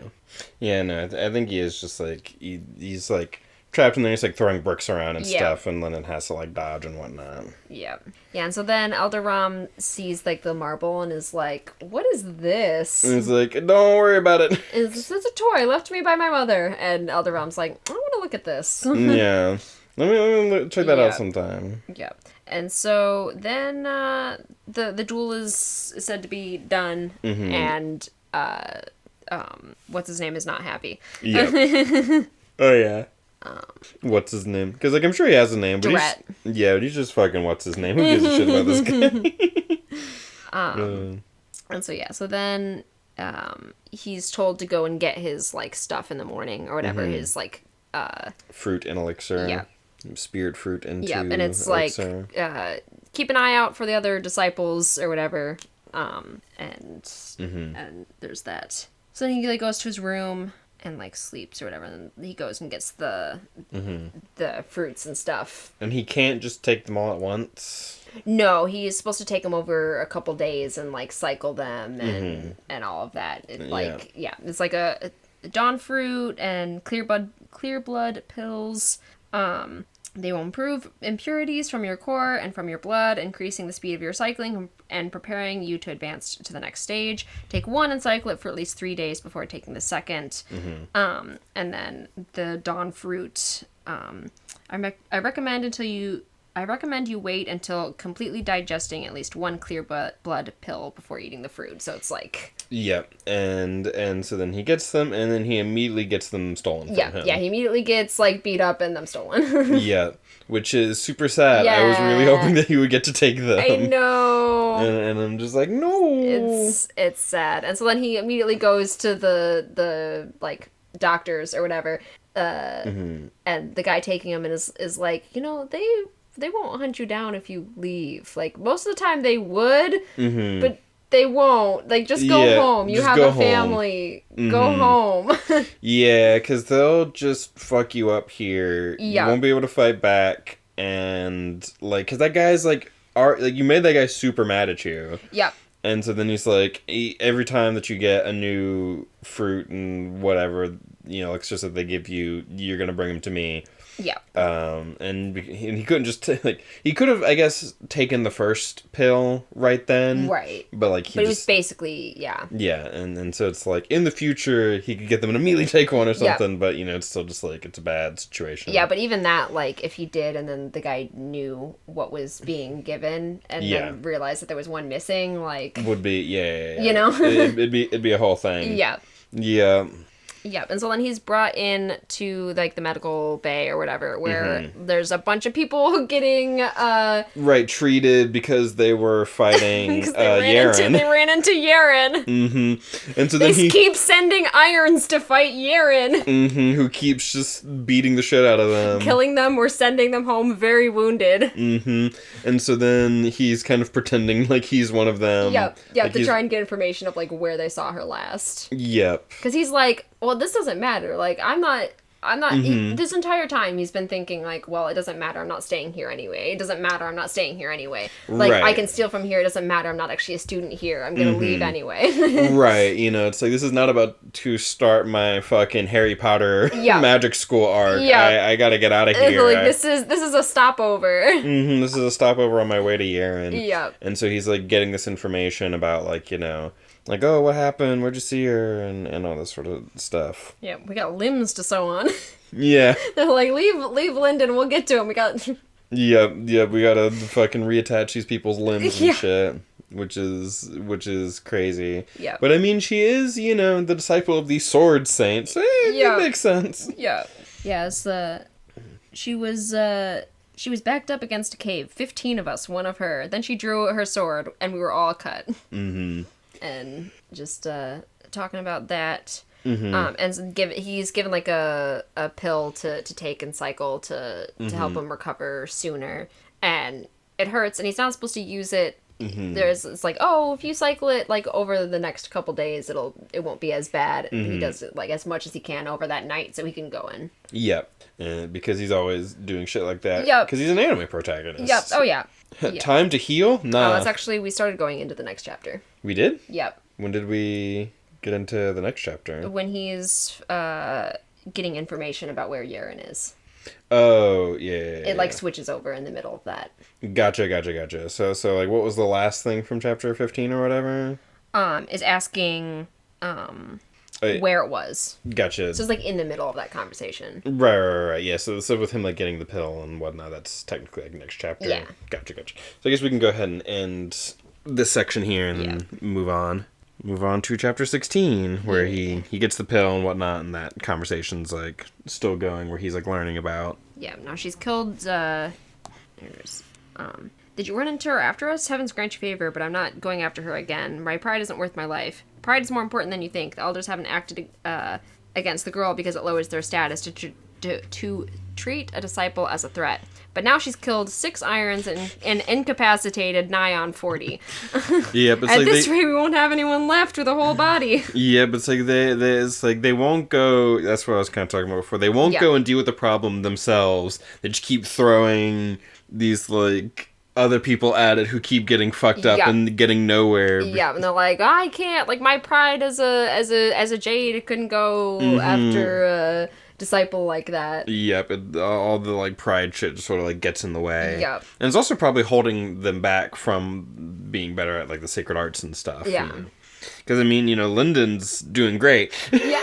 It's like, Lyndon, by being clever and stuff, like, they focus on, like, raw strength rather than, like, a clever use of power. Yeah. And that kind of, like, holds them back in a lot of ways. Given the pills. I had one of those already. All the more reason to not go after her again. Because I'm not taking a second one. Yeah. It's like, that shit sucked. Yep. I love, yep. All day and into the night, Lyndon cycled. Like, cycle the medicine. Yeah. And then we go to Whitehall, where he's talking to the other elders about, like... Right, he's, like, in a meeting with them or whatever. Yeah. Like, he's trying to get them to go after, like, the remnant, or, like the body, so he can get to, like, the herbs and stuff, and he's, like, the sword, and this is when he finds out that the remnant, like, is, like, using the sword. And he's shocked. He's like, why haven't you gotten the sword, or whatever? And he's like, well, the remnant's using it, and... It's like, how the fuck does that like, make how is sense? it even possible? And it's, like, fucking... inside some place, but it's like trying to cut its way out or something. Yep, it's inside the ancestor's tomb. And what exactly is the ancestor's tomb? It's I think it's like the ancestor of their... Or did they really, like, explain what the tomb is at all? I don't think they've said too much about it. Yeah, we just know that that's where the remnant is. Yeah, and I think we know that it has an entrance there. Yeah, it's got, like, a big old, like, door, and he's, like, trying to, like, cut it open or whatever, and this, like, cuts, like, around the door and stuff. But that might be a description we get, like, later or something. Yeah, we don't know much about the ancestor's tomb. Yeah, they don't really go into it much. But that's where the remnant is trapped and whatnot. And so what because, like, they're having that, like, meeting with the Jades, and what exactly did they end up, like, kind of deciding on? He's like, oh, we can use the Sword Sage's disciple to, like, lure the remnant or whatever. And so then it's like, so why haven't you gotten her yet? And so then he's like, oh, well, we sent a bunch of irons or whatever. And they keep getting fucked up. Yeah. And so then the Whitehall was like, the irons failed to capture her, so you sent more irons? Right. Like, the enemy is only a disciple and a young girl. Which elder from the Heaven's Glory School would throw away their face to deal personally with a child? The one who's already a child. Yeah. Elder Whitehall very carefully stopped himself from exploding. This was a good thing for him, he reminded himself. Their foolish witness was to his advantage. He still felt like strangling every one of them. It's so funny because it's like we get these, like, little perspectives from, like, Elder Whitehall, who does, like, suck in his own way, but is, like, the only one of these motherfuckers who's actually thinking. Yeah, so then he's like, then let a child deal with a child. Let me deal with it, like... Yep. Use your child, Jade, you know, fine. Right. And so they're like, fine, you may do as you see fit.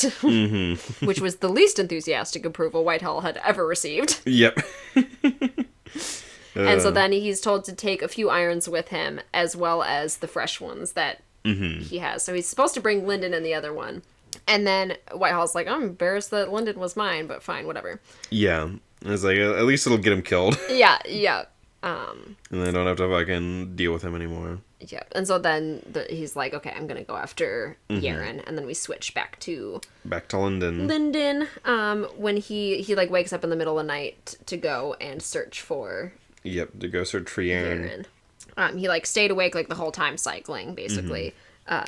So he could do as much of that. Yep. And so then he... got back to his place, grabbed his clothes, like the two sets of robes, and goes out searching. It's talking about most of the remnants up here carried aspects of light, which is why they were attracted to Samara's ring. Samara's ring?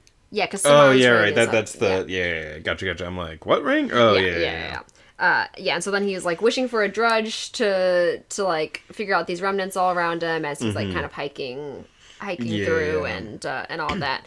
And so then he he's been just, like, yelling Yaren's name. Like, Yaren! He doesn't even know this girl, but is just yelling for Yaren. Yeah, because they just know her as the Sword Saint's disciple. Yeah. Not the Sword Saint. Sword Sage. Yeah. And I'm just thinking about, like, Sword Saint because in Sekiro, there's Sword Saint Ishin, who's, like, the final boss that you fight.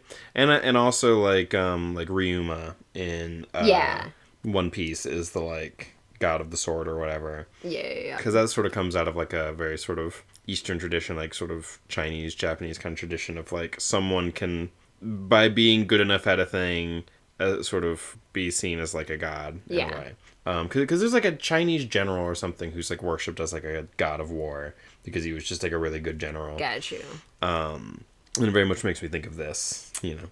And, like, Ryuma and all that, and then also, again, in Sekiro, the Sword Saint, who does use a gun, who does, like, my buddy Ethan has always talked about, like, fighting Sword Saint Ishin, and then he just, like, pulls out a gun and starts shooting you as well. And so his, like, name in like, one of our group chats was, the Glock Saint Ishin. Yeah. That's fun. Yeah, because samurai used guns. And a lot of folks did, because it wasn't about, like... Because, see, now we're like, swords are so cool, but they're like, no, the best weapon is what's so cool. Yeah. You know? The swords are cool and symbolic, but also having a gun is very useful when you're actually, like, fighting people.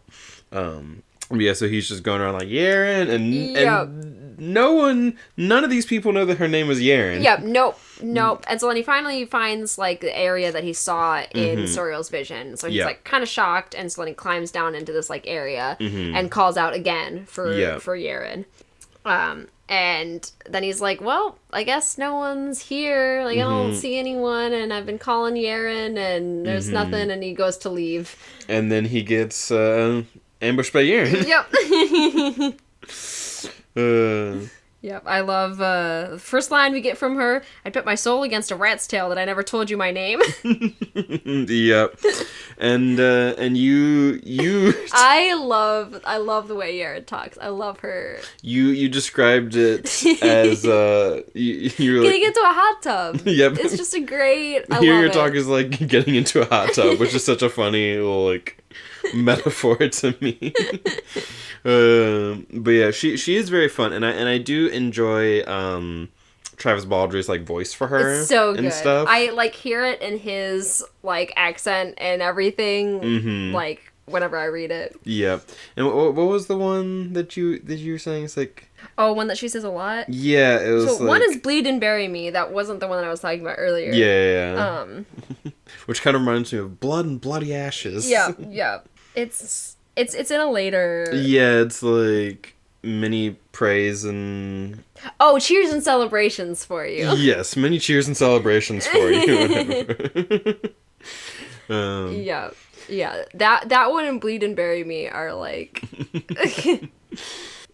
But yeah, and she's very cool. Yep. She's way stronger than him. Yeah, and she's very confused as to why is he here and knows my name, also is dressed as a Heaven's Glory student. What's your fucking deal? How do you know my name? Yeah. Like, the Heaven showed me. How do you know me? The Heavens showed me. What? You chipped in the head? That's another. You chipped in the head? She loves that as well. You chipped in the head? Yeah. It's like... It sounds like I'm spinning you a story. I understand that. We don't know each other and you've never met me. You don't trust me. That's wise. Why should you? Let me tell you why you should. How else did I know you? How did I know you were here? If I were trying to kill you, would I come out here shouting your name? A name the school elders don't even know, so how would I get it? It's impossible. Yep, it's impossible, but you know how it is possible? The Heavens told me. It's like, I mean... And she's like, I don't trust you or really believe you at all, but at this point, I'm not worried about you strength-wise, so you can be around me. It's like, you're not a threat, and you are confusing, and I'm like, what? And I want to know what's going on here with all this. Yeah. And so, yeah. An immortal descended from heaven and told me your name, showed me this place. You were backed up against the wall fighting a group of Heaven's Glory Irons. I love it. So you're with the last bunch that tracked me down. That's a pill I can swallow. What, Siri, why? Why did you think that had anything to do with you? They never made it to this place, but there was a group of strikers in the back that I never... Unsouled? Did you whittle a fake badge? So she does not trust him. No. And stuff. And so I do we get a little description of her. Urine was just that he'd seen her in the vision, a ragged warrior with shredded black robes and blade-straight hair. This close, you could see the hair-thin scars crossing her face, the threads and the blood-red rope tied around her waist like a thick belt. She had a long sword, as though she had forgotten it was in her hand. Yeah. She looked in short like a young woman who had spent the last weeks on the run in the wilderness. Right. Blade-straight hair. Yeah. Yeah, she's bruised and cut up and all that. Imagine her with just very clean bangs. Yeah. Yeah. Yep. Absolutely. And so he's they're going to be sending more people. You should get out of here. And he's oh yeah, I did some dealings with them, but I'm not part of them. They're done. Let's leave. And he's I tricked my way in, and just explaining everything to try and get her on his side. And then she's I'll be cutting through Heaven's Glory until I get what I want or they've run out of blood. That bother you any? No. Do you have a grudge against the Way Clan? Who? Then we have no grudges between us. Who's don't worry about it. These people, I don't give a shit. You can do whatever you want to them. I owe Heaven's Glory nothing. Burn them down and scrub them out and clean. It has nothing to do with me. Yep. And she's just who is this guy? Yep. So, because it's so interesting from Yeren's perspective. Yeren's been going through all this shit with just lost her master. Just lost her master. Has been fighting people nonstop, and then one of these people who looks like the people she's been fighting shows up, knows her name for no good reason. And it's an angel told me, and it's well, I'm gonna kill the whole school. Okay. Are you gonna kill the Way Clan? Who? Then don't even worry about it. It's whatever, man. And so then she has him swear on his soul and he's oh my god, this is such a big deal. This is we're gonna use Madra to make this oath, and if she breaks it, she could fucking die because it has to do with how much soul you have. And she's what are you talking? What are you on about?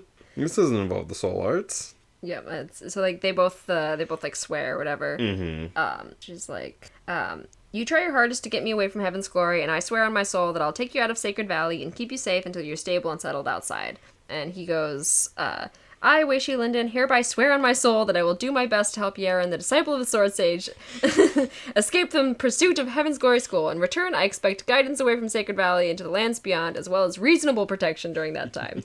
I love how she's making a promise and he is formulating a formal contract. Yeah. Oh, yeah. Because he thinks that, the precise wording is going to be super important for this, soul promise magic, and she's just no, it's just swear. She goes, you were all shiny and polished about it, but you didn't have to be. Say what you want to say, and your soul will do the rest. Did it work? It's not a sacred technique, it's a promise. It worked. Yeah.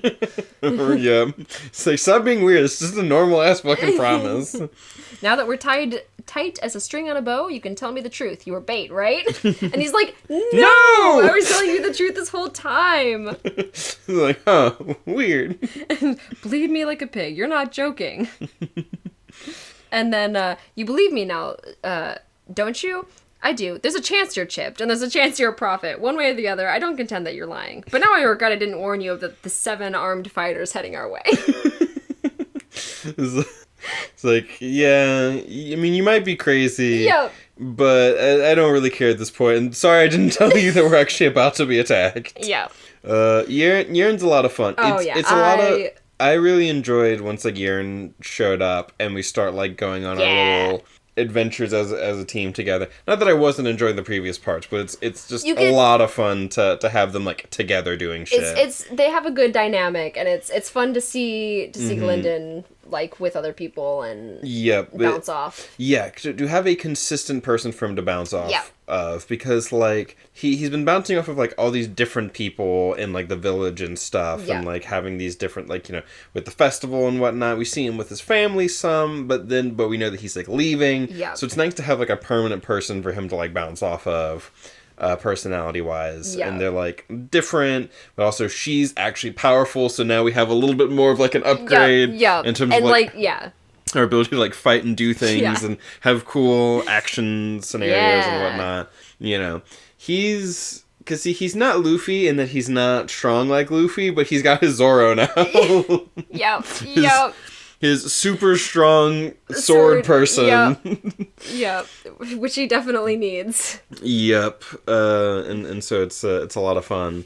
I'm like, she needs to teach Zoro this, like, Blade Madra shit. A lot of times when I, like am watching One Piece, I'll kind of think of, especially Zoro, I think of Yaren so much, like, with a lot of his, like, sword moves and stuff like that. There's, like, Yep. Just, we need the two of them to fight each other, you know. He's a One Piece fan, you know, Will Wight. Oh, yeah. So, I saw, he has a YouTube short where he's like, what to read or whatever, and so it's just a bunch of different things, like, what to read if you want this, One Piece, what to read if you want this, One Piece. It's just that over and over, it's great. Yep.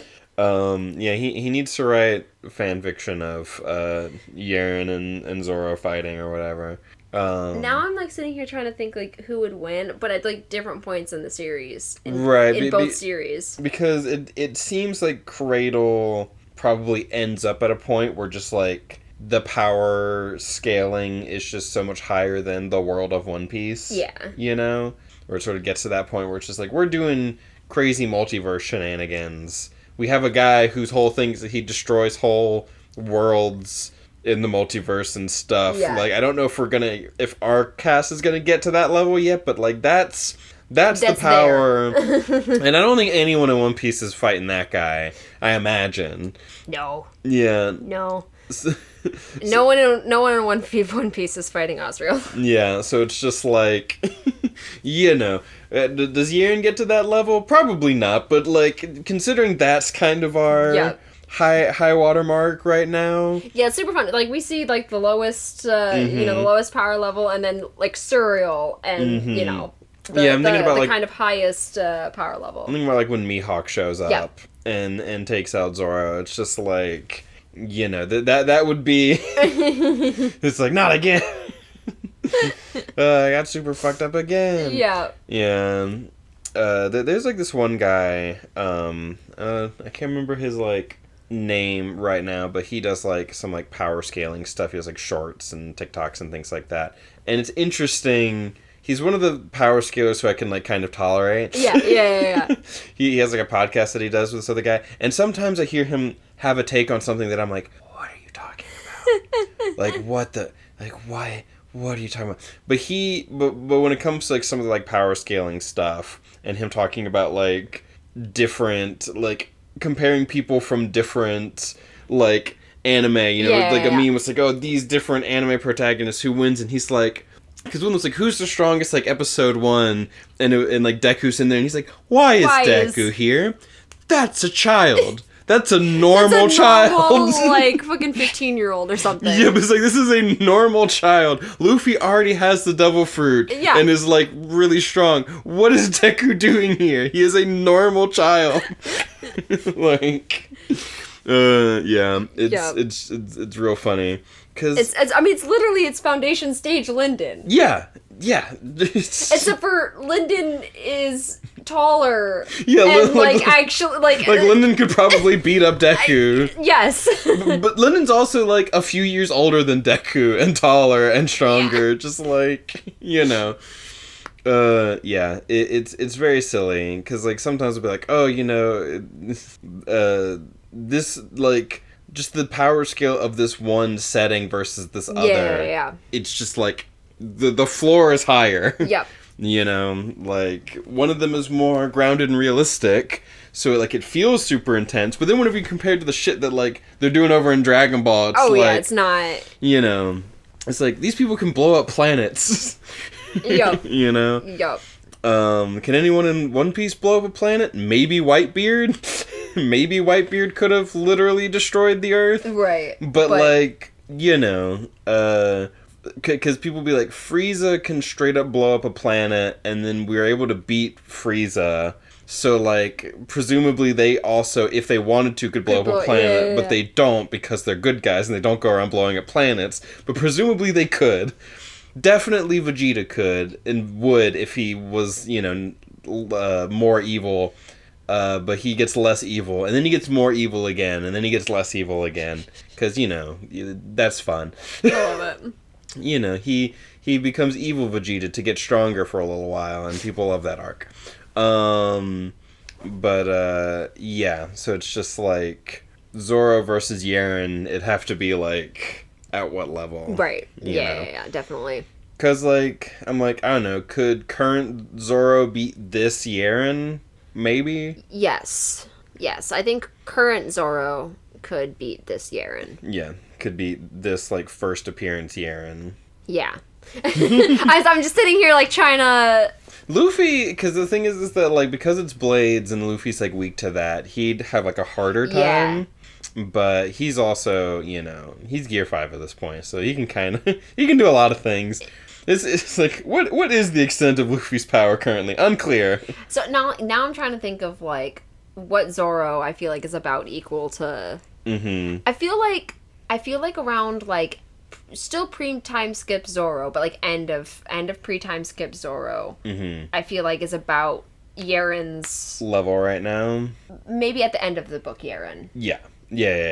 Like, yeah.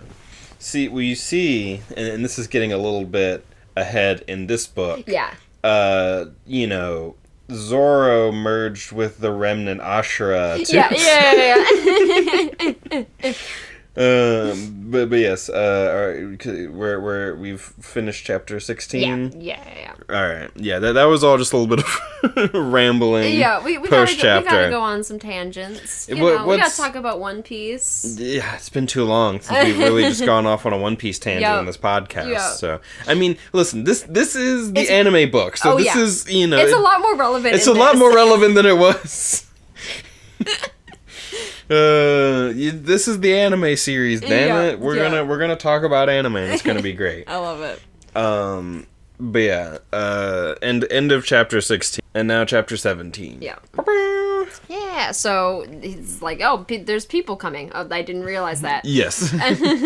Like, oh, fuck. Yeah, she's like, I wrapped this place tight in formation banners. It's not a powerful boundary, but, like, it'll let me know. Mm-hmm. Yeah. I'll sense anyone who steps across a half mile out in every direction, which Lyndon is a bit shocked about. Like, that's a big area for him and stuff. Radius. And so just trying to figure out like what they're gonna do. Like, are they gonna run, or are they hiding? Like, she's like, that cave will not fit us or whatever. I've been sleeping in there basically upright. Yeah. Shoved in there. In this little crevice in the wall. Yeah. And so then she goes, first thing my master taught me about the sacred arts, when the time is right, you shed blood. There's no getting around it. And so Lyndon's like, the time isn't right. We have to do this and that. Yeah, when the time is right, you shed blood is another one that she says a fair bit, at least here in this book. And so then he sees her leap out of the chasm. She just, it looked effortless, as though she had simply begun a step at the bottom of a 20-foot rock wall and finished the step at the top. Yep. And so then, like, Elder Whitehall and her are kind of, like, talking, like, back and forth a bit. And then he realizes that they don't want to kill her, they need her, or whatever. So he's like, oh, maybe I have more options. And then he's spotted by, Kazan Durette. Yeah. And so it's round 2 for them. Yeah. And he traps him in the same fucking circle again. It's like, you fucking fell for it twice, you dumbass. Yeah. And then I think that's when the thing goes, like, right past him. And he's like, oh, no. Yeah, he's freaked out. Yeah. Yeah, I love, you forgot already? It's only been 1 day, and I went again with the same trick. Don't they say that even a dog remembers a beating? Yeah. Yeah, I'm trying to get him in the boundary again. And then he's like, what do I do with him? I have him in the boundary. And this is not to incapacitate. This is This is a fight. This is a fight. This is like not a supervised duel. Where it's like someone wins and then it's over, and then, the social contract dictates that you don't then kill me. Yep. It's like, no, we're fighting now, like, for real. Yeah. And so he's got to do the stab for real. Yeah. And so that's when he thinks, when the time's right, you shed blood, like thinking of what Aaron said. Yep. And he gets him. Yep. Yeah. What does he get him with? The Oh yeah, this is the bit where it's like the lightning striking inches away. A forged brick smashed into the rock wall beside his head. Yeah, because the guy can just, like, because he's, like, a forger. So he makes, like, these big Madra bricks and then just, like, throws them. It's so funny. It's like, my power is that I throw bricks at you. What do you do with Madra? Oh, I make bricks and throw them. Great. You couldn't think of anything better than that? But yeah, and so one, like, almost gets him, and then he's like, holy fuck. Yeah. He had almost died. His story had come within an inch of ending here. The heavens had already intervened once. A celestial messenger had reversed death and caused even time to flow backwards. And none of that would have mattered. Yeah, that's what I was thinking of the first time around, but it happens this time around. Yeah. Yeah. And he's like, well, I guess I gotta do it. I guess I gotta do a murder. He grabbed a piece of, like, wood or whatever that was nearby. And then he stabbed Durette. Yeah. And so then it's, like... Then he, like, panics, thinking that he's, like, gonna get up and, like... And, like, hit him with Madra or, like, something like that. So then he just starts stabbing him over and over and just is, like, freaking out, Yep, just gotta make sure. Yep. Yep, with no art, with no skill, and stabbed Kazan Madret until a bleeding body fell onto the snow-covered ground. And a remnant rose before him, and he choked back bitter tears. Yeah. It's like, uh-oh, remnant time, but then the remnant kind of just, like, moves on, I think. Yeah, it's made of mountain heart's power. This remnant was like an outline of an ogre, painted in dirt. It stumbled around for a while, flailing in the air with heavy hands, but it was weak and barely coherent. Lyndon held his eyes open until they watered, afraid to blink, but the remnant never gave any indication that it saw him. It pressed into the wall and oozed away, squeezing into tiny cracks like soft mud. And then he's, like, almost sick or whatever, and he'd always accepted the fact that he would kill someone someday. Combat was a part of the sacred arts, and the clans were encouraged to kill one another within reason. He knew his parents had killed people in their younger days, though they rarely talked about it. But there was supposed to be more to it. He'd imagined standing in triumph over a blood enemy, veins pumping with the thrill of battle, proving his superiority in a final showdown, not huddling in the cold, stabbing a blinded man. Yeah. Yeah. Yeah. And he's like, and I had no choice. Like, he would have killed me. Like, I get that. But, like... But it's still tough. Yeah. It's interesting that we do sort of deal with, like, the emotions of it. Because, like, we didn't necessarily, like, have to. Yeah. And also, it's like, this is, like, a part of it. But I also don't know how much this is going to end up sort of being, like, a major part of things. But, sort of the fact that, like, fights are not really, like, honorable in this way is sort of, like, a big part of the story. Yeah. Like, honor and how honor interacts with combat. Yeah. And the, like, supposed importance of it. Versus, like, the sort of cold, practical reality. Honor versus reality, in a sense. Yeah.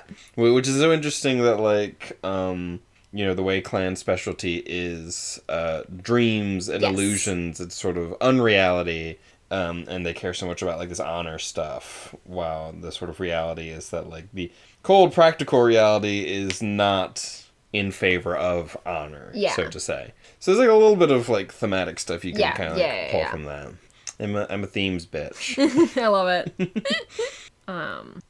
But yeah, so then he realizes, there's still stuff happening. Yaren's still fighting. Yep, it's no time for this. Gotta keep going. Yeah, and so then he like gets himself to like climb out of the chasm to like go up there where she's fighting.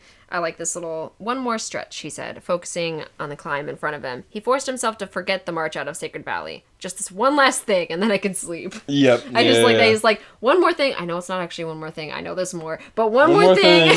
and then I can rest. I love that. Yeah. And so then he sees like a bunch of them Like, going after Aaron and stuff? Yeah, well, a bunch of them, like, dead and wounded and stuff all over the place. And Elder Whitehall is, like, fighting her. Yeah. And so they were kind of going at it. Yep. And so then they fight for a bit, and then Elder Whitehall kind of, like, disappears. Mm-hmm. Yeah, Linda didn't see where he went or whatever. He went, like, to the other side of the mountain, like, bleeding and stuff. Yeah. And so then Lyndon's like, you really drove off an elder and 6 iron disciples by yourself? 5 I did. Because he did 1. Yep. Yep. Yeah, 5 irons and an elder. Mm-hmm. You're incredible. Must have been an expert without peer. He was. Yeah. And she's sad about that. She's sad about her master being gone. Yeah. Yeah, and so then he gives her, like, a set of robes, of Heaven's Glory robes. Yeah. They're gonna head back. Yeah. And rest up there. Yeah.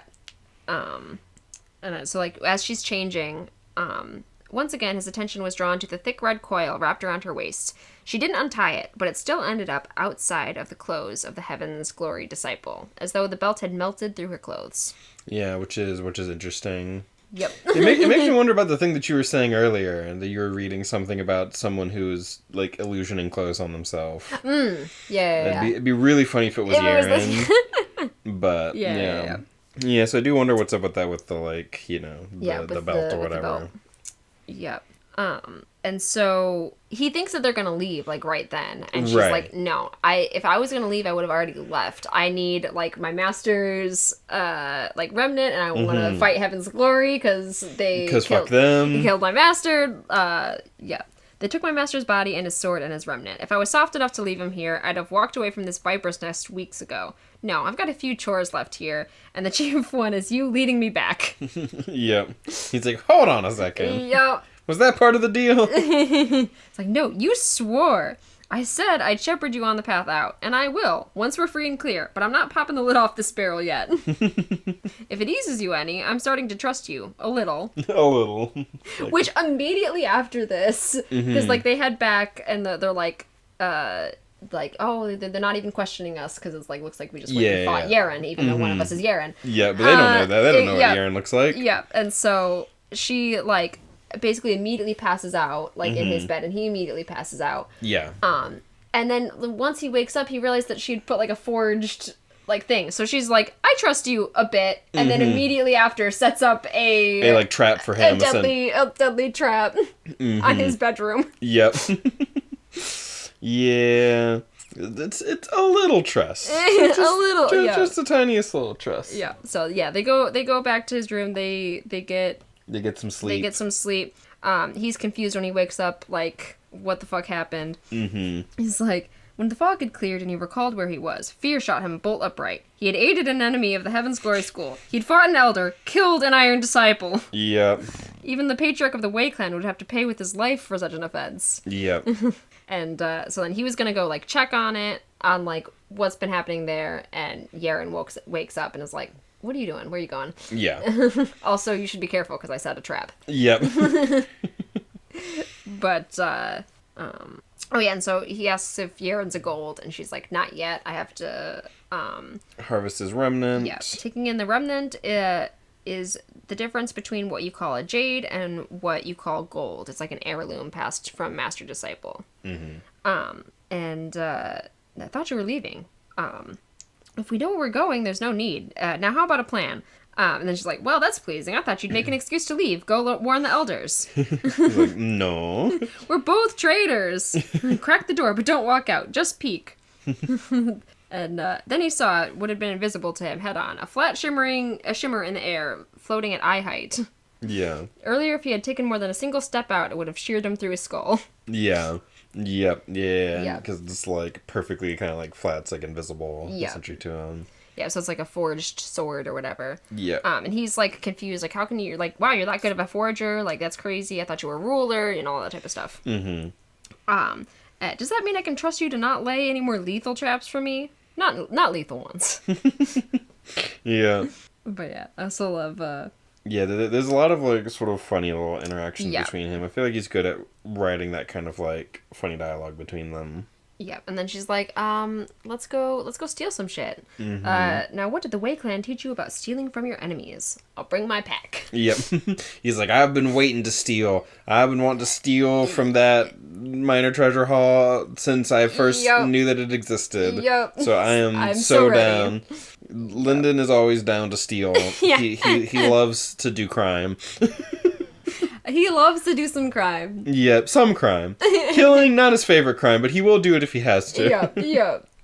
So, mainly some thieving is his favorite crime. Thieving is a good crime for him. He is a rogue. He is a rogue with high charisma. So that's chapter 17. Yeah. Chapter 18. Yeah, we're with Elder Whitehall, and he's heading to the ancestor's tomb to because that's where he's kind of like. He thinks Yaren's going to be there, which that's where she's going eventually. Right. So he wants to just be there and sort of camp out there and wait. And I think this is where you get sort of like some of the description of like the sword sage remnant like trying to like break out. Yeah, it was like is that the remnant? The sage has been quiet for over a week, but last night he started up again. Elder, when you return to the school, I humbly request that you send reinforcements before our shift is up. If he escapes, we will not be enough to contain him. And then he's like, cowards and blah, blah, blah. I do not mean to contradict the Elder, but last night the remnant did that. And there's like a huge crack between the roof of the wall. Between the roof and the wall, there was a crack. It was difficult to see if you weren't looking for it. But now that he stared directly at the spot, he could see it. A slice of deeper shadow where the tomb's ancient walls had been split open. It looked as though a massive blade had slipped into the top of the wall, opening a wound. That's... The ancestor's tomb was set with deep ancient scripts that had gathered vital aura into those walls for centuries. They should be next to indestructible by now. A remnant had done that? Like, maybe we do, Yeah, and he's like, after I recover, I'll return here with reinforcements. Yeah. He actually meant it. Yep. It's like, actually, you make a good point. Yeah, but he does expect these people here to be dead by the time that happens, because he's expecting Yaren is going to come through and kill them in the confrontation. Right.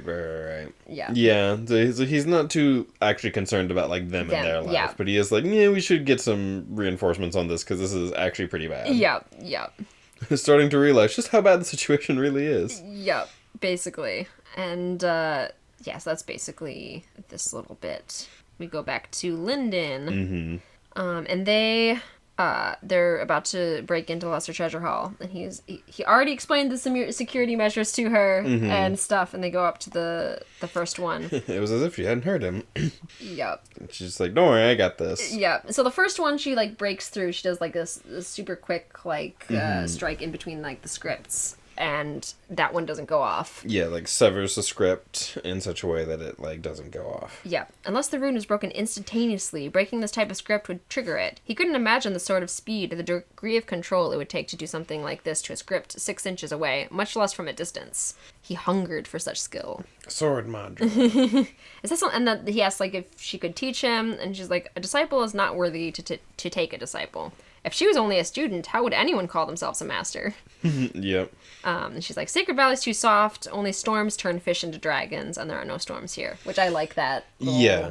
It's sort of like what I was talking about, the whole, like, using it in, like, a practical, like, having to actually, like, use it as opposed to just sort of, like in actual battle, storms making a dragon. Kind of stuff, the shit that I was saying earlier. Yeah. I also like the fish into dragons, like that whole like. Yeah, the if the koi fish can like go up the waterfall and become a dragon, and the idea of like a storm just sort of like carrying it up and putting it up there, Yep. Yeah. And so they're like looking at all the stuff there still, and so then. 7 river seed, that's a gem and a half. Even if we can't use it, we can sell it. She put her hand on the sword. Lyndon considered warning her, but he had told her about the security measures before. Yeah.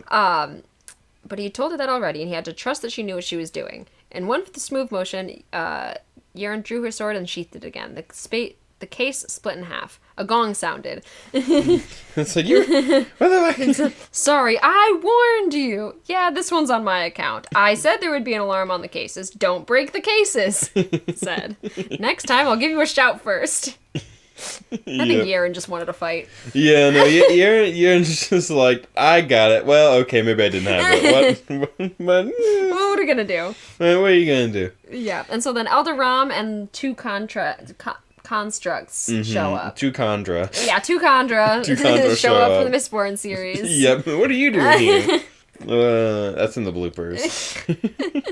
But yeah, and so then Elder Ram is like, I thought I told you not to steal from me. This one regrets it already, Honored Elder. See, I didn't. Yaren stole from you, actually. Yep. You know. Yeah.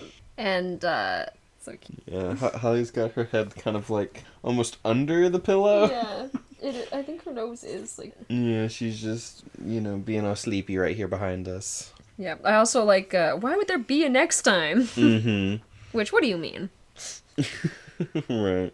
And so then, she's like, grab the prize and stuff your pockets while I bury the old man. You don't have to bury him. He's treated me well. It's like, he was nice. Don't kill him. Yeah.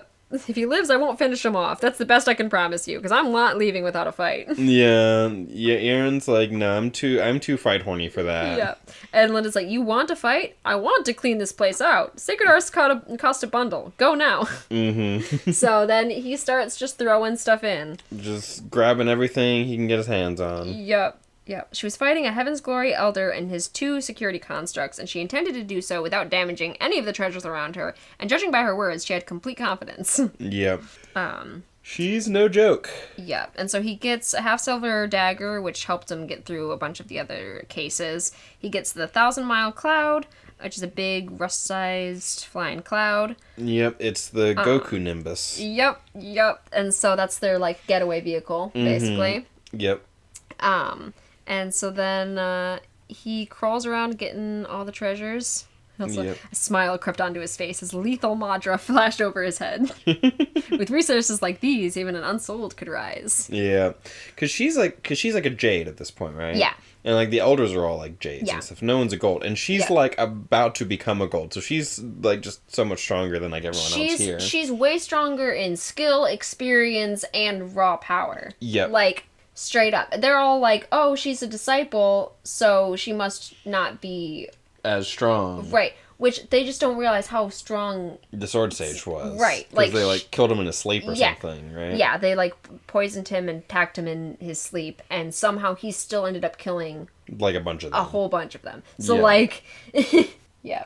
And he didn't die in his bedroom. He his corpse is in the tomb or so whatever. Presumably he got up after yeah, it's the fight ended up all the way over there.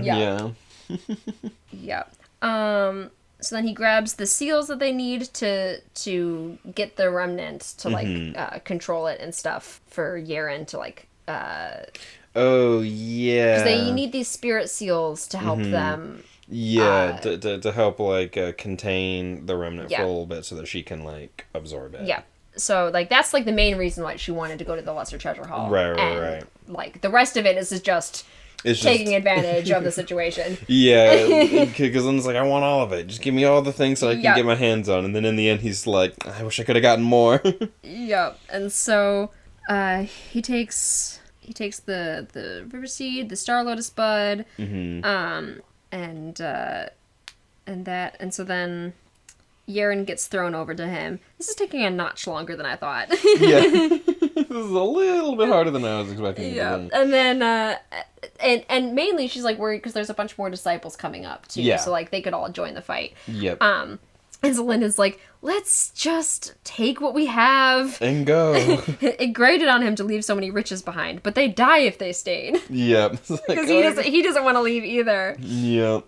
And so then he's convinces her to look, you got to protect me though too. It's let's do this. And so then she's she does her endless sword technique. Yeah. Yeah, she has him throw a blade at Elder Ram and then uses that. Yes, Path of the Endless Sword. Yeah, she calls it resonance to make the sword aura. Yeah, because I had thought that it was like wherever the blade was facing, you could just like cut out from the blade, but it seems like in an area around the blade, it cuts in like an area of effect around the blade itself. Yeah. So it's like I can miss you with the blade and it'll still cut you because it's like the area around it cuts you. Yeah.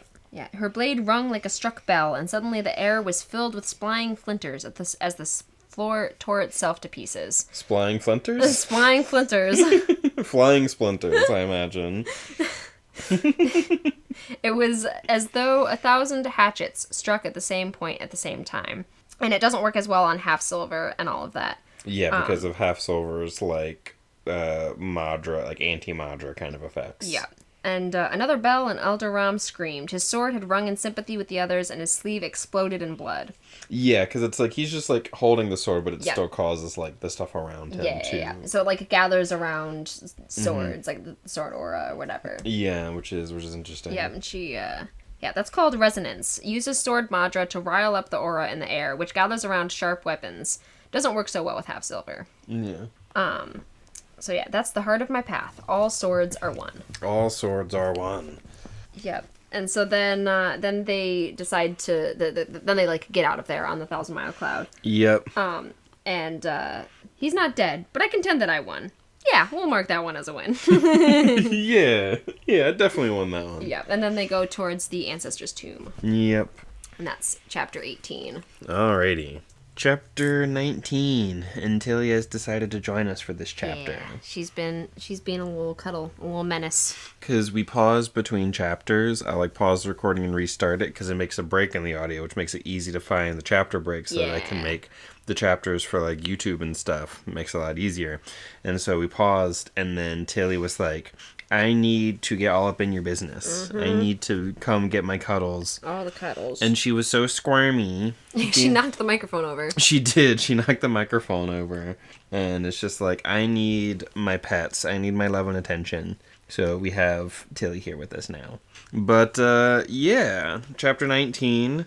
And Lyndon and Yaren are flying off to go get her master's remnant. Yeah. Yep. So they're on the cloud, like, kind of going over inventory of, like, what they were able to steal. Yep. He is talking about, like, the cloud is valuable transportation right beyond the valley. They got the Star Lotus Bud that would help him break through to copper. They got the river seed, which he was like, what's this good for? Yeah. And she was like, I don't know, but they're rare. And you're supposed to raise them or maybe plant them? Either way, she was certain it was worth more money than anything else they snatched, including the cloud. Yep, and the parasite ring. Yep. Which is nice. With the parasite ring and the Star Lotus Bud, he could do a lot of just like raising himself up. Yep, and he got a half silver dagger. His parents had owned a few half-silver weapons, but he never had one of his own. And, of course, the White Fox boundary flags. Yeah. So those are all the things that he kind of, like, made off with. And then the spirit seals. Yes, the spirit seals, which were the important part. 7 treasures. They were an unspeakable fortune to a Way clan Unsouled. But looking at them like this, they're almost disappointing. Yeah. When he compared them to what they could have gotten away with if they'd been allowed just another minute. Dragon fever. What? Dragon? Yeah. And that's what my master would say. Sacred arts are expensive, and it takes a pile of pills and treasures to advance. It's when you get lost in gold for its own sake that's the dragon fever. Yeah. Yeah. It's like, no, don't get me wrong, I'm burning up with the fever. I'm just boiling to turn around and scrape that treasure haul clean. Yeah. This is a bigger fortune than I've ever seen, and for some reason, I'm disappointed it isn't bigger. Dragon fever, she said decisively. Yeah. And so, helps to keep your eyes fixed on one thing. Grab whatever else you can, but don't go blind to what really matters. My master said, or used to say, and yeah. Yeah, because she's upset. I wonder if we're gonna like learn sort of like more about her master, like who he was, and what their sort of like relationship was like. Yeah, and she says here like that he only came to this area for her. Yeah, like he must have been a great man, even in the outside world. The spine of the matter is, he only came to the valley for me. Wouldn't have bothered coming on his own. It was just a safe place for me to train. But it doesn't matter how strong you are when you're poisoned in your sleep. Yeah. And he's like, he might have taken you with us had you asked him. He could be soft that way. Yeah. But first you'd have killed your clan leaders. Clan leaders. Clan leaders.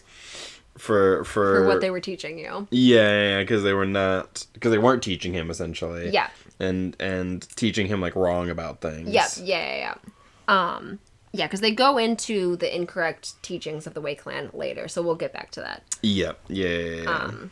Yeah, okay, so the Ancestor's Tomb. Master went to the Heaven's Glory in particular just for this. They say it leads down to some labyrinth where even my master couldn't step easy. Yep, yeah. So the Ancestor's Tomb has an entrance to the labyrinth, like, as well as one of the other schools, because we were talking about... Yeah, because the other school, it's like they can go down every so often and get some cool stuff out of there. Yeah, so this seems to also have an entrance. Yep, it's it's the dungeon. where you can go and fight monsters and get treasures and whatnot. It's, this isn't an isekai, but, like, watching Jeff Thu talk about all the, like, isekai and stuff and how much it's like, and then there's dungeons, like in RPGs where you go into the dungeon and get stuff, and it's like, it's the dungeon where you can go and get stuff. Yeah, they poisoned him and they stabbed him, so he tried to hide in the tomb, died 2 steps from the door. Yep, yeah, it's not good. And so they're making their way over there now. Yeah. Yeah, he didn't know he'd be leaving me his own remnant, but he did. Nobody else touches his spirit but me, and that's the fact of it. Yep. And she's gonna use that remnant to become gold. Yep. And Lyndon's like, I'll hop however I can, and... but I'm not that good in a straight fight. Yep. Or a gay fight. He's like, yeah, I'm convinced that you will. You've got less choice than a tethered ox. I would have helped you without the oath. There's a chance you would, but now you won't give up. Now you won't give up midstream and beg for your life. Yeah.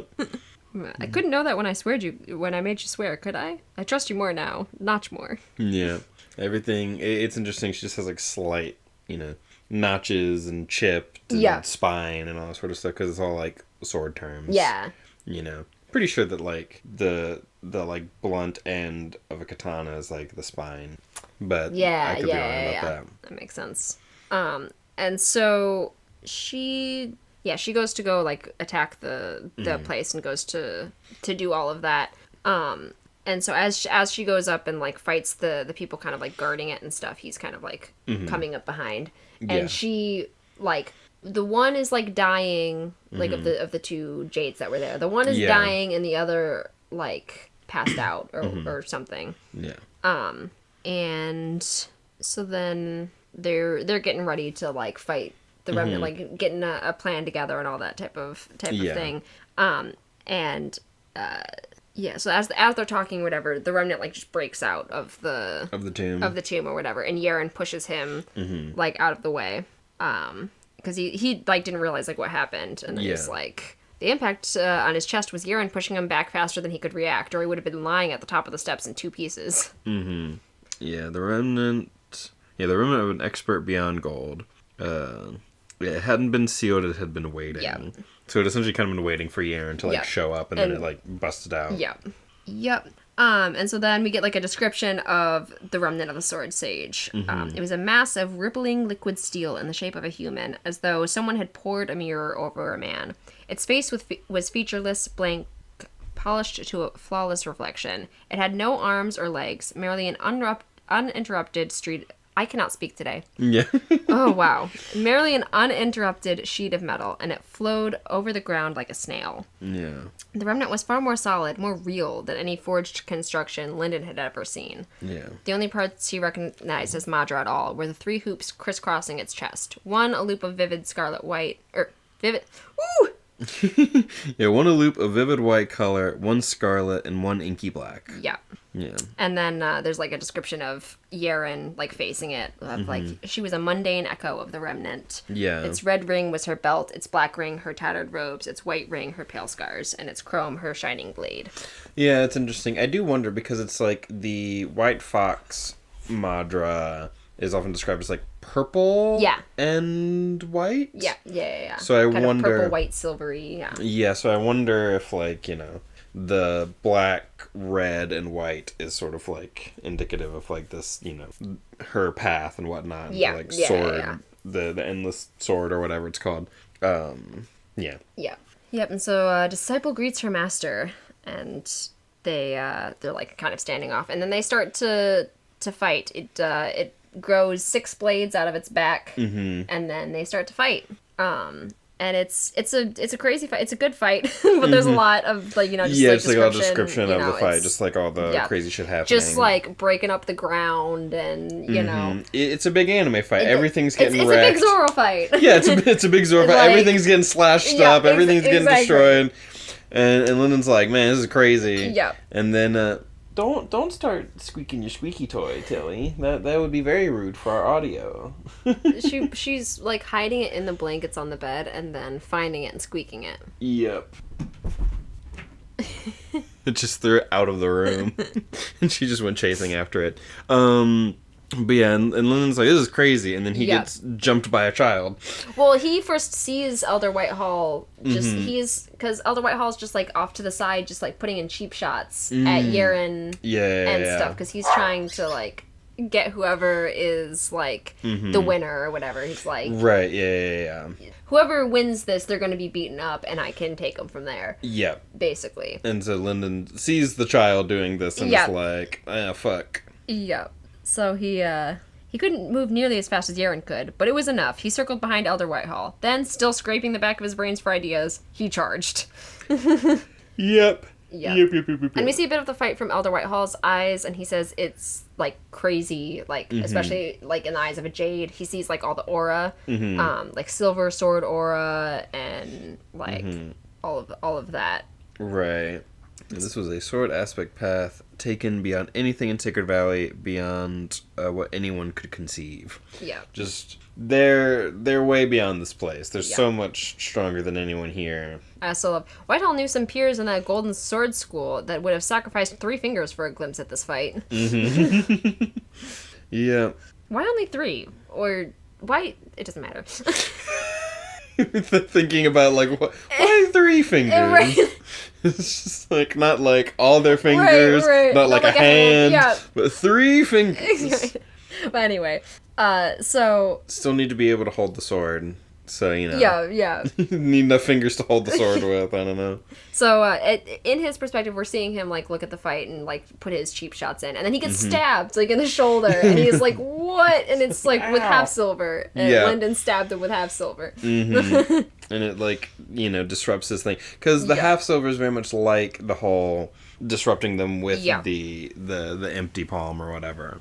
So it's sort of a fitting thing for Lyndon to use. Yep. And so then Lyndon tried to like follow up with an empty palm, and it didn't really work, and Whitehall was already recovered, and so he grabs Lyndon and just throws him. He just fucking launches throws him. And Lyndon, like, realizes he's about to get thrown, so he's like, well, I should do something about this. So he pulls out the spirit seals, like, as he's about to be thrown. Yeah, because he gets, like, he throws them, like, past them, or, like, sort of towards their fight, and he just, like, throws the spirit seals everywhere. Throws that, and also is using his Madra to, like, pull the cloud underneath him so he can fall on the cloud. Yeah. To have the cloud catch him. I also love this little line first, because we're back in Lyndon's point of view. So, Lyndon was actually grateful for his experience at the 7-year festival. Without all that practice fighting 8-year-olds, he would have never been able to accurately strike Whitehall's core. Not that it mattered in the end. It's a good thing I had so much practice fighting 8-year-olds. I just love that. It is funny how it's like, it all comes back around. The fighting the 8-year-olds, it was all plot relevant. Plot relevant fighting 8-year-olds. Yeah, so then he threw Lyndon and does all of that. Yaren sees him falling and is like, what the hell? So then she kind of purposefully takes a hit so that the remnant won't like hit the spirit seals, and so that it can actually happen. Have an effect. Yep. She pulls a Zoro. She takes a big hit that she shouldn't. Yep. She tanks. Yep. And so then after that, like, she starts like winning, like after like it was hit by the spirit seals and stuff. Yep. And so Lyndon just starts running because he knows, like, Elder Whitehall's still gonna be, like... Yeah, it's like, I did my part, and Elder Whitehall's gonna fuck me up, so I just gotta get out of here. Yep, so he goes and hides in, like, a cave, and, From fighting regular 8-year-olds to fighting powerful 8-year-olds. Yeah. So silly. Yeah, and so then Whitehall, like, comes in the doorway. When Whitehall appeared in the doorway, a child in blood-stained white robes, Lyndon whimpered. The elder took a step inside, glancing from side to side as though checking to see what other trick Lyndon had prepared. The sight was like dawn rising before Lyndon's eyes. Like he's afraid. Elder Whitehall, a jade leader of the esteemed Heaven's Glory School, was wary of him. Yep. It's like, fuck you. It's so good. And then this whole scene, Elder Whitehall is like, you're not an Unsouled. What actually are you? You've been tricking us. Yep. It's... I do love how much Lyndon enjoys all these little wins that he gets. Yep. It's great. It really makes you... Because it's like, you feel for him, you want him to, like, succeed and whatnot. And so the fact that, like, he also, like, enjoys his own successes is, like, nice. Yeah. You know? He's always like, I wish I could have done more, but also he does... appreciate what he can do. Yes, and that's great. If he was always just like, oh, but I could have done so much more, it's like, alright, you know, calm down. But, like, you know, it's like, oh, I could have stolen more things, and you're like, oh, I wish you had stolen more things. And then whenever he, like... It's like, he's wary of me. Yeah, it's like, yeah. Yeah, fuck yeah. It feels very just, like, human, you know? Yeah, it's like, so humanizing. Unsouled don't win tournaments, not even among children. It's like... And get fucked. Yep. This is why you should have fucking invested in me. Because I'm actually dope as fuck. Yeah. And then, eventually Elder Whitehall is like, work with me. Like, join me. Mm-hmm. You know? It's kind of fun. In a weird way, it reminds me of Secret History. Got you. When Kelsier's intimidating that one lady, and she's like, "I could work for you." Yeah. It's like kind of a reverse of that, you know, because you know, Kelsier is sort of pretending to be something that he's not, in order to like frighten her, and so like she probably knows more than him, or she definitely knows more than him. But it's like, I could work for you. Yeah. And it's like. You're definitely stronger than you're appearing to be. Yeah. You should work for me. It's just like, I don't know. It just kind of reminds me. Yeah, I love it. What are you really, iron? You're not copper. A copper body would have died by now. It's just fun. But yeah, it ends the chapter with work with me, offering the dagger back to Lyndon. Mm-hmm. Yep. Yeah, it's interesting. This was, because like, we were like listening to this like together. We listened to this whole book together, I'm pretty sure. And it's like, what is Lyndon gonna do about this? Yep. Because, like, obviously he's not gonna work with him, but, like, how is he gonna defeat this? Yep. The ultimate 8-year-old? The ultimate 8-year-old. Although this isn't the ultimate 8-year-old. There's stronger 8-year-olds out there, I'm sure.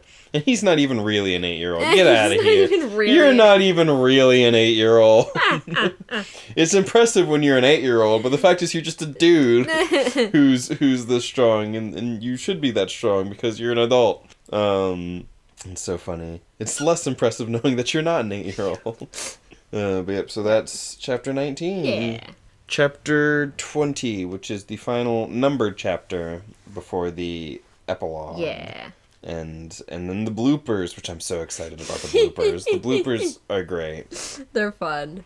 But yeah, so it's this confrontation between Whitehall and Lyndon. Mm-hmm. He's like, I don't even need her dead. Like I'll swear that, you know, that won't kill her and all that, you know. Mm-hmm. And forgiveness, Elder, but it seems as though he considered saying this one, but it didn't seem like time for humble speech. I have no reason to accept. If the remnant is sealed, and I mean no disrespect, but Yaren will destroy you. Yeah. He's like, no, she's better than you. Yeah. And it's like, she's more powerful than any jade in Sacred Valley, but the battle has weakened her. I give myself even odds of defeating her, but whether I do or not, and, you know, he's, I hereby swear on my soul that I will first destroy your core. Unsouled or not, you'll be truly crippled. Yeah. So then he's like, this place is too weak. Like, she's promised to take me out of here. Like, no, it's just I'm not gonna join this. And he's like, I'm gonna destroy your soul, your core. And so it's like, here we go. It's Chekhov's Path of Twin Stars. Yeah. So he goes to destroy his core, and Lyndon at the last second splits his core, which is terribly painful. Yep. Terribly uncomfortable for him to split his soul. Yeah. Because it, like, Moose's soul the thing, like it misses both of his cores. Yes. Because it's like when his cores split, they'd moved. Where once he had one in the center of his body, now he had one a half inch to the left and one a half inch to the right. And Whitehall had missed. Yep, it went like right in between them essentially. Yeah, so he got burned by the Madra, but it didn't destroy his core. Yes. And it's like, oh, this is weird. Yep. And then he gets him with the knife or something? No, he just picks him up and throws him. Because he's a child. Yeah. Like, so, there's like a room that had opened up, or like a hole that had opened up or whatever. Yeah. And so he like stumbles like over there, but he had been pulling his cloud to be in the right spot. So he throws Elder Whitehall and himself, basically, and throws himself onto the cloud and Elder Whitehall onto the rocks. Yep. Yep. Yeah. Oh, yeah. Because it reminded me of my D&D campaign. Because there was a D&D campaign that I was in where... So my buddy Ethan was running a D&D campaign where we were playing as these, like, assassins, essentially. It's the Dark Brotherhood from Elder Scrolls. If you're familiar with that, that's what it was. Yeah. He's like, you get these, like, messages... there's like this mystical sand dune that like the message, like the names of the people get written on, and you got to go take them out. And if you do it a certain way, you'll get like bonuses if you meet certain requirements. So go kill this guy, but you got to make it look like an accident. Well, you don't have to, but you'll just get a bonus if you make it look like an accident. So this guy had a like horn on his wall that if you blow it, you'll fly up to the heavens or whatever. And so we convince him, and we think that means that he'll just die. And so I convince him to blow the horn, and what it does is it calls down a rock, a giant bird, ROC. Yeah. And it picks up the mansion and flies off with it, and all these like flying creatures start like attacking. And so we're like up in the air. And earlier, my buddy Evan had gotten this like little figurine of a nightmare that you have to dip in the blood of the innocent in order for it to turn into an actual nightmare. And Evan was playing the only like actually like good character of the party, and so he was like, so would you say that like given all this stuff's happened that like some people have, you know, died and that there is blood of the innocent around? And Ethan's like, yeah, I guess so. And so he dips it in the blood. This nightmare appears, and he can control it. So he's like, all right, I'm gonna get the guy to get on top of you, and then because it's a flying horse, I want you to go out a certain distance and then essentially just tip over upside down so that he falls. And it'll seem like he just like fell out. Yeah. And then come back. And then the horse gave him a thumbs up. And we're like, how does the horse give him a thumbs up? But it's like, and then we're like, you ever seen Adventure Time where there's the deer and it like takes the hooves off and has little hands? Yeah. Which is very cursed. And it's always stuck with me. Just like, so you see like the horse's head, and then like from off screen, like down at the bottom, a thumbs up just like comes up. There is Squeak. She's being rude. And she's doing so much squeak. It didn't quite go through hit the door frame and a little squeaky. Now she's back with it. Yep. Yeah. Because it's fetch. It's fetch, and she's like, and now I gotta squeak it. So just, I guess, continue to play fetch with her. Okay. But yeah, so, gets him on the, like, cloud and throws him off, essentially. Yeah. So he falls and dies on the rocks. Yeah. And it's like, he did it! Yeah. London fucking did it! Yeah, he just like picks him up, and he's freaking out, like kicking and stuff while he's like doing that or whatever. Yeah. Yeah. Because he's just a little 8-year-old. Yeah, so he just throws him out. Yep, just like yeet. Yeah, and then he falls onto the 1,000-mile cloud and starts to like drift towards Elder Whitehall's remnant. Mm-hmm. And Lyndon's like, oh, it would be poetic if I killed a jade just to die at the hands of his remnant. Yep. He's like drifting down. Yeah. Or whatever. And then as he's drifting down, he gets hit by something from above, and it's Yaren. She's back. And she looked horrifying. He thought she looked halfway dead before, but with the fresh blood on her face, she looked as though she'd crawled out of her own grave. Yep. And she has the blade arm now? Yeah, she raised a hand in acknowledgement, and a steel limb lifted along with it. It looked exactly like one of the 6 blades on the back of the Sword Sage's remnant, and it now dangled from Yaren's back like a single leg of a spider. Yep, and I had seen that in art. Yeah. I had seen her, like, one, like, blade arm in art, and I imagine that she gets more as time goes on, considering the Sword Sage had 6, or his remnant had 6, so I imagine that she will also eventually get 6, maybe more, if she ends up, like, going even farther, so that's, it's exciting. Yeah.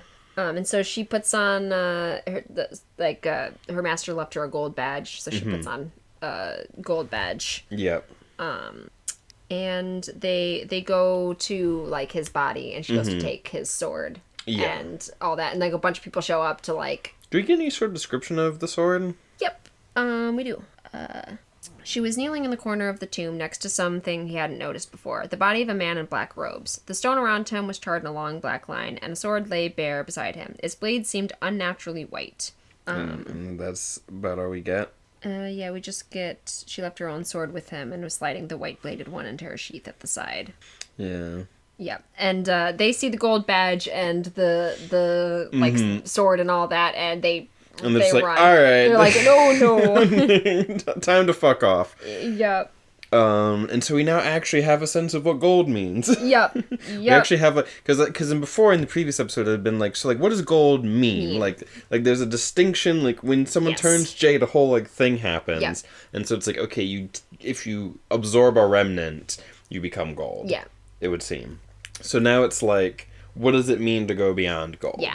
What do you have to accomplish? What, do you have to get another remnant? Do you have to get a remnant of a certain type? Do you have to just, like, much like iron and jade, it's just another sort of, like, well, now that you have this remnant as a part of you and you're part Madra or whatever, like Lyndon was thinking, because, like, oh, you've absorbed this creature of pure Madra into you. And so now, you're, like, made out of more Madra, maybe, or something? That's what his, like, kind of... Right, and so it's, like, maybe...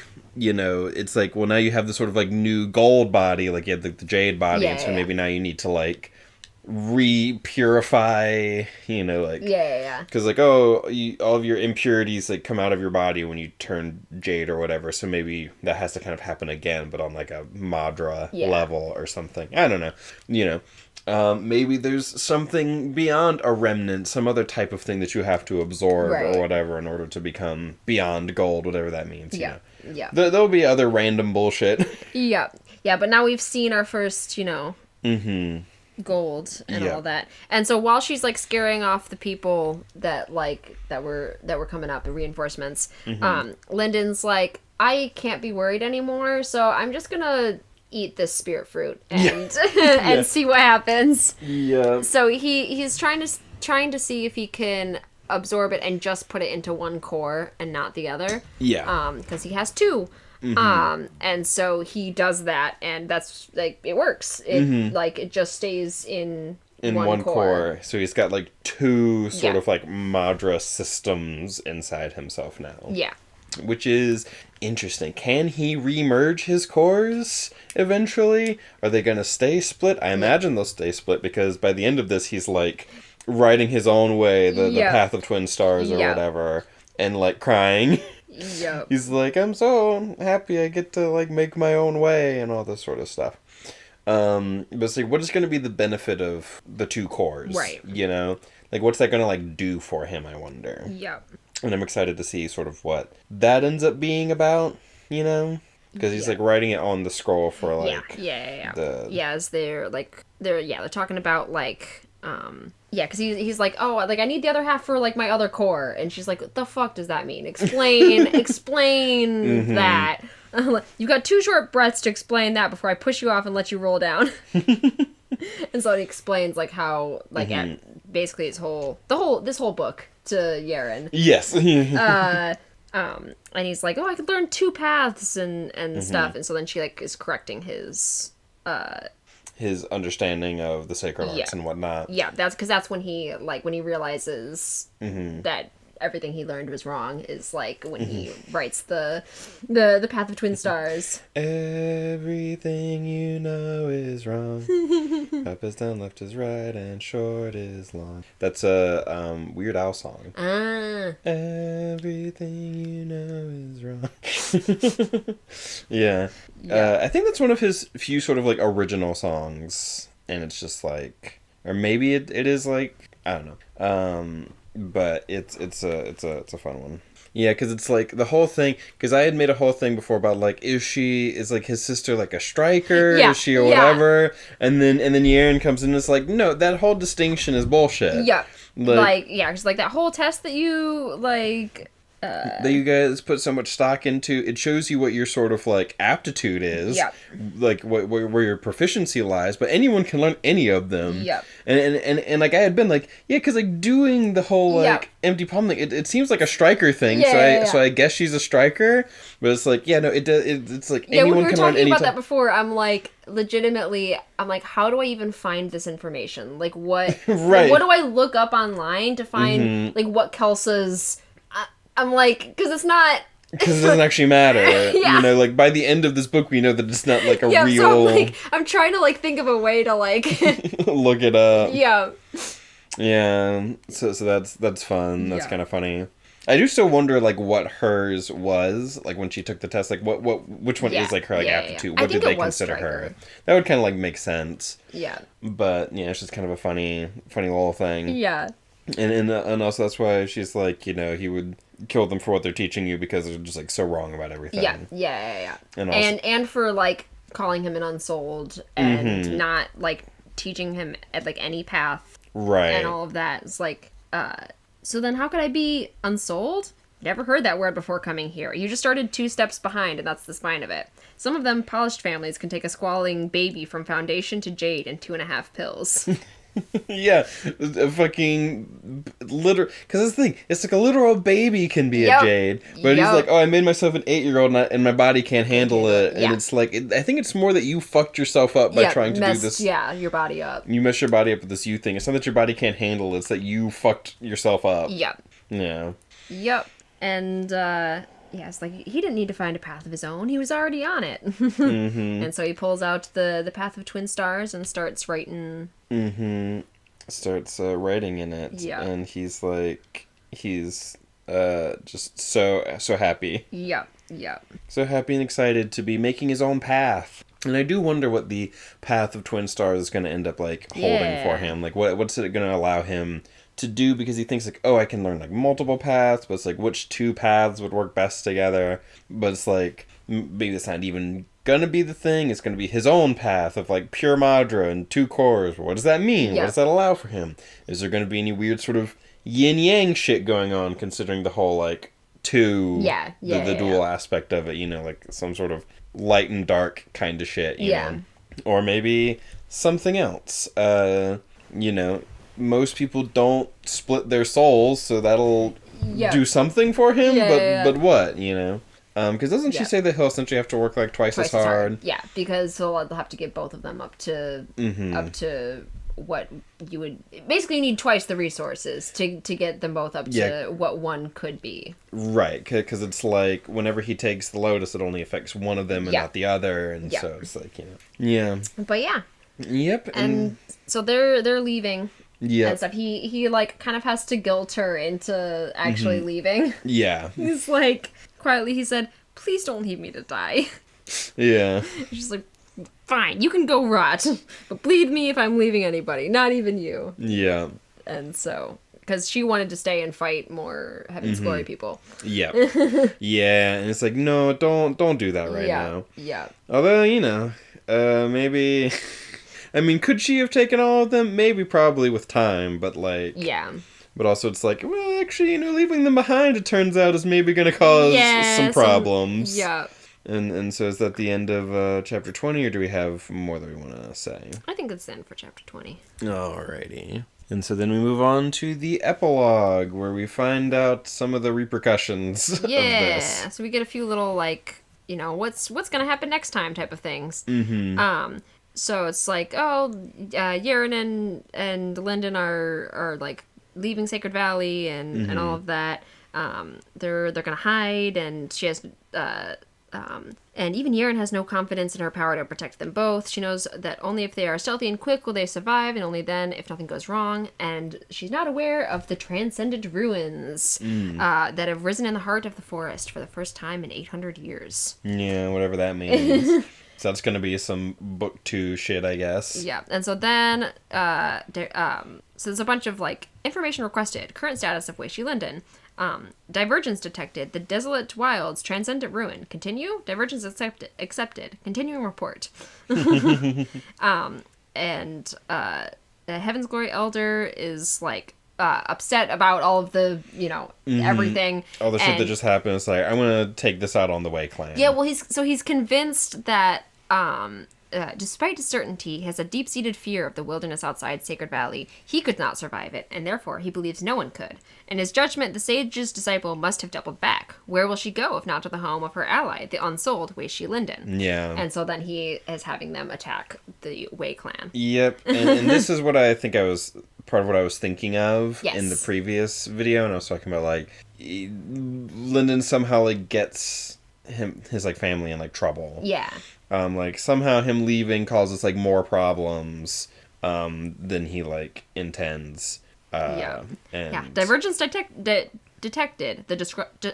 I cannot speak today so much. Yeah, you're struggling. Divergence detected. The destruction of the Wei clan. Continue. Divergence accepted. Continuing report. Yeah.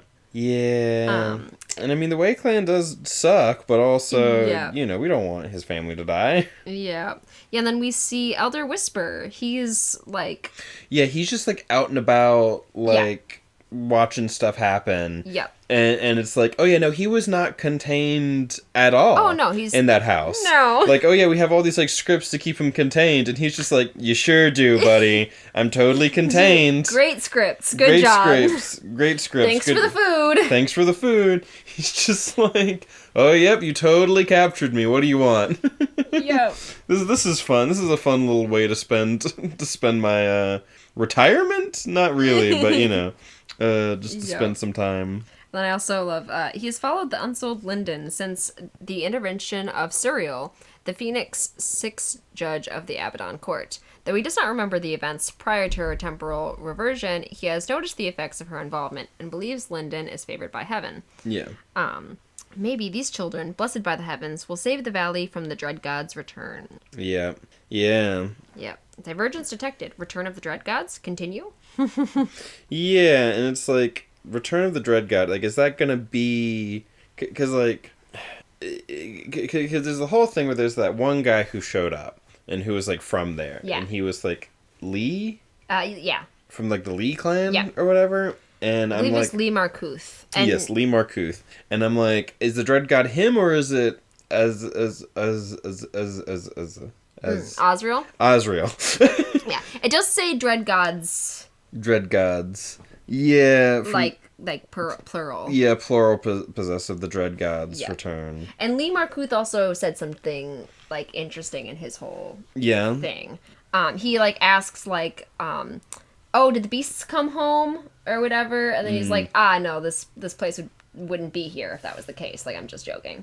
Gotcha. Interesting. Yeah. Yeah, because there's, like, the Dread Gods are, like, on the, like, entrances to the labyrinth or whatever, seemingly. Yeah. So... Yeah, there's like these 4 beasts on the like labyrinth entrance. Yeah, so I wonder what's like up with that. Yeah, but yeah, that's that. And then we go to Suriel. We go to iteration 217, Harrow. And Suriel's like kind of going over reports from Linden and stuff, and like, you know, thinking about his chances and like, oh, but you got to bet on the underdog. Yep. You know. Her presence told her that he had a 17% chance of surviving the desolate wilds, a 4% chance of making it past gold, and a 0.3% chance of ascending beyond Cradle. Yeah, ascending beyond Cradle. Yeah. which is, yeah, so I imagine that's, like, what I was talking about, the whole, like, are we about to be bebopping around the multiverse and whatnot? Yeah. You know, ascending beyond Cradle. Yeah. So, like, maybe that's actually going to happen. I think that'd be cool. Because it seems like Cradle is supposed to be one of these sort of, like, central places in the multiverse. One of the, like, most important places. Like, there's all these, like, outer, like, branch places, but this is one of the, like, big, important central ones. Yeah, she mentions, at one point, important worlds like Cradle, Haven, Sanctum, and Asylum would be protected. Even in the event of a total system collapse, the Abaddon would collect and quarantine these worlds, their last bastion against infinite chaos. Yeah, I wonder what makes them so, like, special. And also they all have names like, you know, Haven and Bastion and Sanctuary. This isn't a spoiler. I'm going to tell you. Sanctum. Some of his other series take place in these places? Yeah, so specifically Asylum and Haven. Right, not Haven. Asylum. Of these, it's just Asylum. Okay, of these, it's just Asylum. Yeah. It's where the Elder Empire series takes place. Okay. The dual trilogies. Okay, gotcha. And is that the one with, like, the Lovecraftian shit? Yep. Like Lovecraftian, like, ocean shit or whatever? Yeah, it's good. It's a good one. Yeah. And one series you're following kind of pirates, and the other, like, trilogy you're following, like, assassins, and it's the same story, but told from, like, two different perspectives. That's interesting. Yeah. Super good. Yep. Chuck it on the list. Yep. Yep. We'll get there. Yeah. But yeah, so in this bit here, she's expecting someone called Machiel to show up, but it's someone named Gadriel. This man was young and compact with dark blue skin and rows of tightly packed horns instead of hair. Gadriel, second judge, and Machiel's loyal right hand. Interesting. And he's in Abaddon seamless white armor, with the mantle of Gadriel streaming from his shoulders like a furiously burning cape of pure starfire, just as the mantle of Suriel hung from her own. And he carried a black circle strapped to his forearm like a medieval buckler. He had brought his weapon, primed and ready for use. She summoned her own, the meter thick bar of blue. But he held up his hand, peace under the way. The meter stick. Her weapon is a meter stick.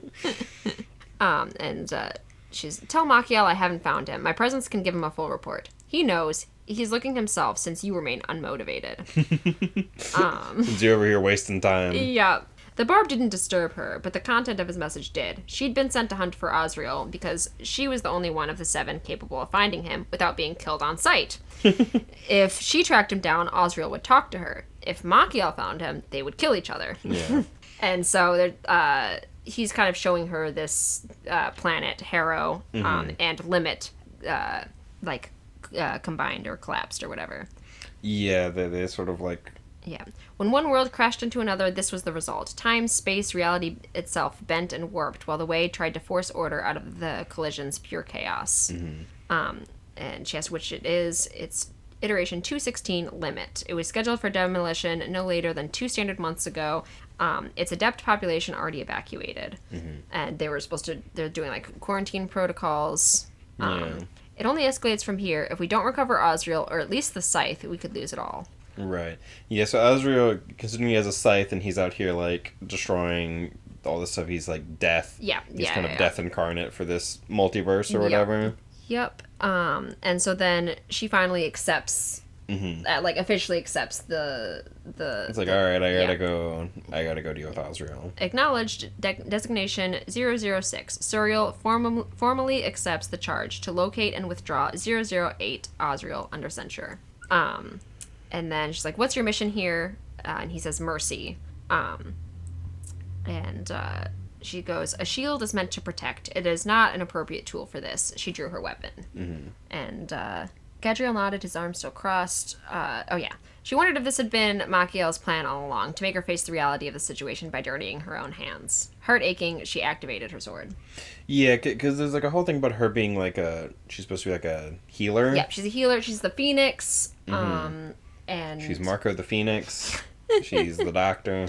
Yeah. And it's like she can, what we've seen her do is she can like turn back time, or like reverse causality or whatever. and she can like heal, and then she also has a big sword. A big sword that she can maybe end this chaos with. Yeah. It's like these two things have like collided into each other. These two worlds. These two worlds. But more than just like, you know, like a planet, like two planets colliding, it's two like realities like colliding. Yeah. Kind of makes you think about like when like two galaxies kind of like collide and they sort of like they're weird sort of gravitational forces on each other, and you know they try and like make a new sort of galaxy or whatever. Yeah, I'm trying to see if there's a here it is. I had it highlighted, but I hadn't read it for some reason. Yeah. Just like the description of them, like like the worlds that like collided or whatever. Yeah.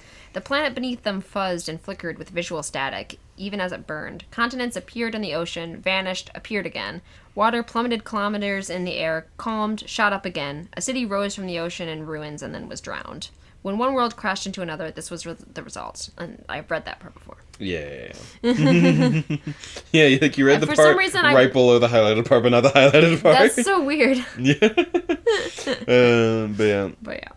Yep, so that's kind of what's going on in the like big in the overarching like multiverse stuff. Yep. Yeah. And it really contrasts with like the scale that like Lyndon and Yaren are on right now. Yeah. Yep, and then we'll see what happens next time in the next book. Yeah. Yep. Did you want to do bloopers? I do. Yes. So this has been the epilogue. Yeah. And now the bloopers, which were maybe my favorite thing ever. Cuz like you don't do bloopers for a book. No. But that's like this is the joy of indie publishing. Yeah. The joy of being an indie published author, of like, you know, him doing it on his own without the oversight of like a big publishing company. You can do bloopers, which is hilarious and great. It's like when they would do bloopers for like these animated shows, like like Toy Story. Yep, and like these Pixar would do like these bloopers for things where it's like they've animated them and whatnot. But you know, it feels like, and this is a funny little idea I had while writing that I can just like throw in here. I love it because Yeah, this one's fun. Like, what if I was the hero of a fantasy novel? Well, yes, obviously, if you were the protagonist of some story, the situation would be different. Why do you ask? No reason. Him talking to, like, Suriel. Yeah. Yeah, if you tried it 1 million times to go to the 9th card from where you are at this moment, you would die before you reach them 1 million times. Yeah, what if I was a hero of a fantasy novel? Yeah, and then, Yaren looked down at Lyndon's body. It had been separated neatly into two halves, where he had tried to walk through the invisible forger technique she had left in the doorway. It's like, I might have gone too far there. Like, fuck. Oh yes, and then the strong don't run, because that's something that Yaren said earlier in the book. Yeah, and then many miles away, a man with long blonde hair choked on his wine. Yes, we do, all the time. He pulled out a notebook labeled lesson plans, and at the top, in large characters, he wrote the words strategic retreat. Yeah, which you had a strong reaction to. I was dying. You were absolutely dying. And I'm like, this is the blonde guy with like the broom, whatever, that like I remember you like talking about who's like OP for whatever reason. Yeah. So it's like mild spoilers. Yeah. But not exactly. It's like if you don't know, it's not spoilers, but because you've talked about it a little bit, I have like a tiny hint, but it's still nothing. And really. I was also laughing. Yes. Like. Yeah, and then we also have, like, Lyndon dying. Yeah. Well, first, there's a scene of, like, she tries to, like, talk to Lyndon, but he's just screaming in pain the whole time. Stand, do not be afraid. Ah! I only want to. Don't hurt me. What is your... Ah! Just, like, you know what, never mind. And then just, like... With a sigh, Suriel erased his memory. Yep. Yeah, and then also, him talking to Elder Whisper, and but does the path end with gold? And then just being like, what an idiot. Are you serious? You think gold is the maximum? Well, yes, everyone here. What an idiot. Hey, everyone, look at me. Gold is the strongest you can get. That's you. That's what you sound like. Now get out of my tower, you moron. Elder Whisper spat in his face. Just like after listening, because I really enjoyed listening to it, and then getting to the bloopers and just hearing it's he knows. Yeah. He's just he's so familiar with this genre. Yeah. And he's intentionally playing with a lot of these tropes and stuff, and so seeing him just cut loose and have fun and make these kinds of jokes is incredible. It's more people need to do this. This is what I kept thinking about after reading it. I just kept thinking about these bloopers and I love it. And my favorite is it this one? I do enjoy this one with Whitehall. Yeah. Being trash. He gestured as though to toss the stolen dagger to the floor, but then stopped himself. I was going to overload your core with my Madra to destroy your spirit from the inside out, but I'm holding this knife. I think I'll just stab you. Lyndon, already cycling the heart of twin stars, froze. Are you sure you don't want to teach me a lesson about your superiority? It's tempting, but no, I think I'll just stab you. Elder Whitehall stabbed him. That one really got me. But also, the one where it's whenever he dies, and then it's him dying at the festival, and it's end of Cradle. Yeah. Yeah, there's one of the first blow is mine. Oh yes, because it's the first blow is yours, for the duel between him and the other guy, and it just launches him. Oh yes. It's when he woke up, everything would be alright. That was Lyndon's last thought before he died. The end of the Cradle series, book 1 of 1, Unsouled. Amazon reviews say, was that it? Critics rave. I thought it would be longer. Fantasy experts of America agree. My expectations were certainly subverted. And that's just the Fantasy Experts of America agree my expectations were certainly subverted is so funny to me. It's my absolute favorite joke. Because it's And then there's another... Tune in next week for Will Wight's new 20-page series in which a young country boy finds a mysterious sword buried on his farm and sells it for cash before going back to farming. Yep, just because it's after Game of Thrones. Yeah. Or during Game of Thrones and after, there's all this talk about subverting expectations. What does it mean to subvert expectations? Yeah. Is it a completely useless phrase? No. People would argue that it's a completely useless phrase. It's not.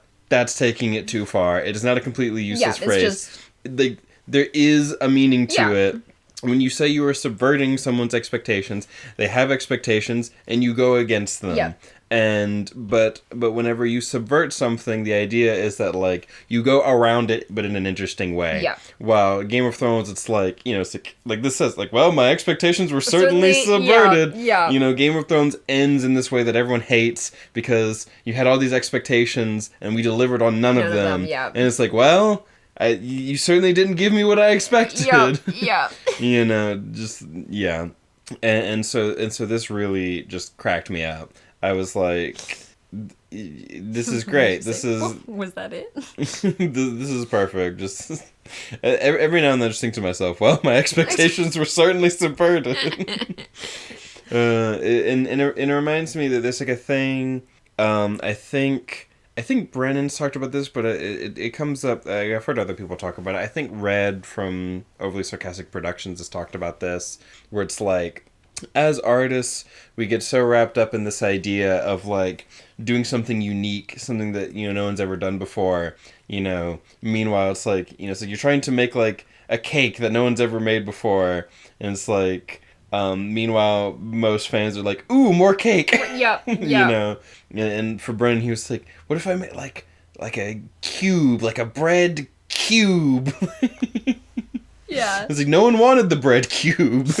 They wanted more cake. Yeah. Yeah.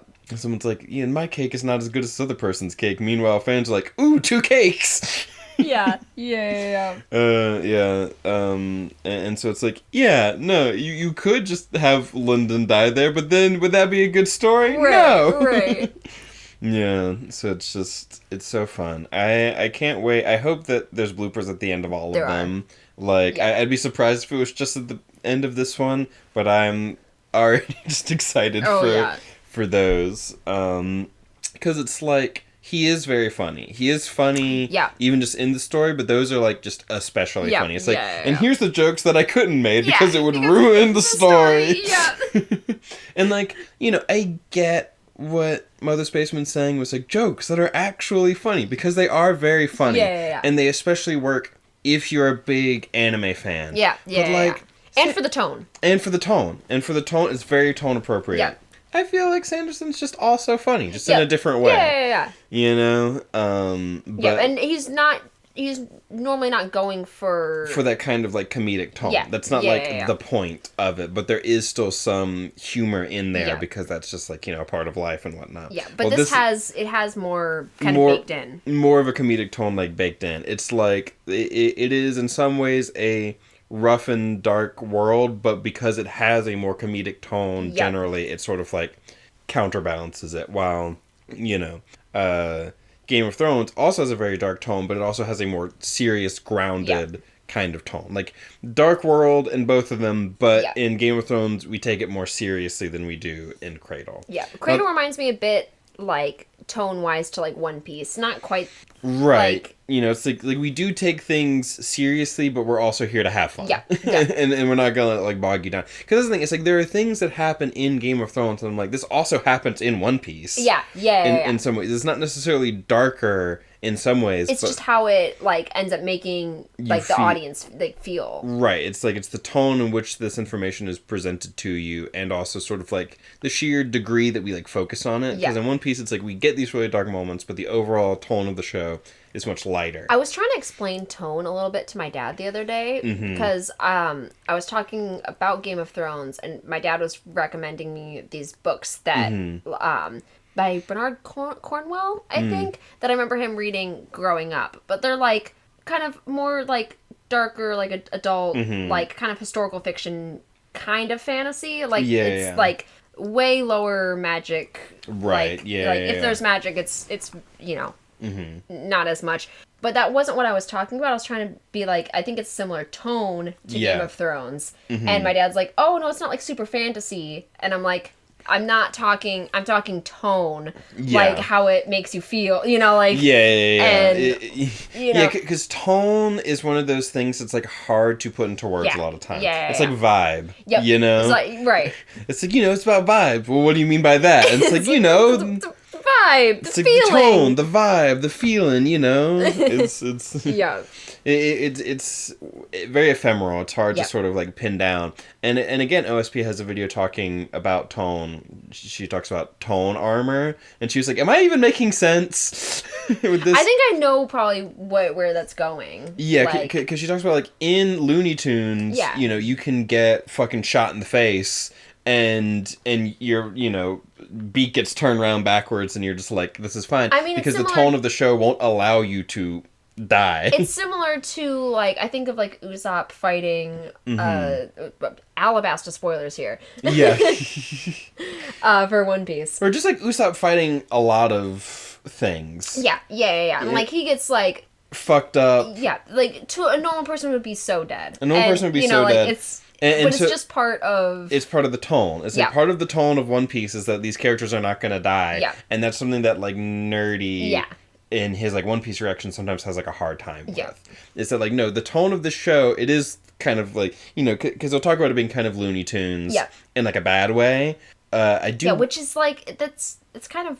You know, because he has a hard time because it's, like, the show's for kids, but it's also, like, it's serious, but it's for kids, but it's... And it's, like, you gotta step out of that mindset of, like, this is strictly for kids or not. And it's, like, it has a tone... where, like, it is a sort of lighter, more comedic tone. And so our characters are going to survive more than they should. This is a comedic action-adventure sort of thing. And we do get into serious subjects, but, like... And there can be, like, comedic violence and stuff in, like, in a, you know, same cartoony way and stuff. It's like, you gotta take some of this stuff as more metaphor than literal. You know... Like when Usopp's fucking skull shatters that one time. It's like, don't worry too much about it. This is that's what I was thinking of that whole... that whole bit. Yeah, and also, like, when fucking... There's a character who we see, like, X-ray style, their, like, spine get, like, snapped in half, and then, like, they show up later and they're not, like, in a wheelchair. Because it's cartoon violence. It's a different sort of set of rules. We're not thinking too much about the actual logistics of survivability. You know. But yeah, so that's our little diatribe about tone and whatnot. The bloopers were my favorite little, like, what a good way to just, like, wind down after the book, you know? And that really was just, like, made me so happy. I loved it. It was my favorite. It's a lot of fun. But yeah, that's I think that's Unsouled. That's Unsouled. That is the end of the book, good and proper. And so... do we want to do, like, what we've been reading, or... I've mainly been rereading Oathbringer, which has been fun. The third book of Stormlight Archives. Yep, and I haven't been reading. Yep. I've been thinking about continuing to read Wheel of Time and then not doing it, and instead just, like, listening to random YouTube videos. I have been re-listening to some, like, Magnus Archives and stuff, which has been fun. Because I just go back and re-listen to episodes of Magnus all the time. I was doing it at work the other day and just, like, you know, just picking up on things that I never noticed before, and just, you know, it's so familiar. Like, even though it's, like, a horror series, I'm just so familiar with it at this point that I don't find it, like, particularly scary anymore. And it's just, like... It's just such a fun one to, like, go back and listen to certain statements and whatnot. I've been loving my reread of Oathbringer. I forgot how much I, like, enjoyed, like, this book out of the series and stuff. It's I forgot how sad it was in a bit, and I'm like, oh right. So I was crying at work a little bit. Yeah. But it was very good. Yeah. Yeah. So that's what we've been doing. Just, you know, like, comment, subscribe. Yeah. All the YouTube things. From what I understand, I remember, like, years ago, Game Theory or whatever saying, like, or, like, Matt Pat, I think on a different show being like, actually, no, like, when people say like, comment, subscribe, because it's become such a canned phrase, people don't even, like, it just, like, washes over them. So it's better to ask them to do one specific thing instead.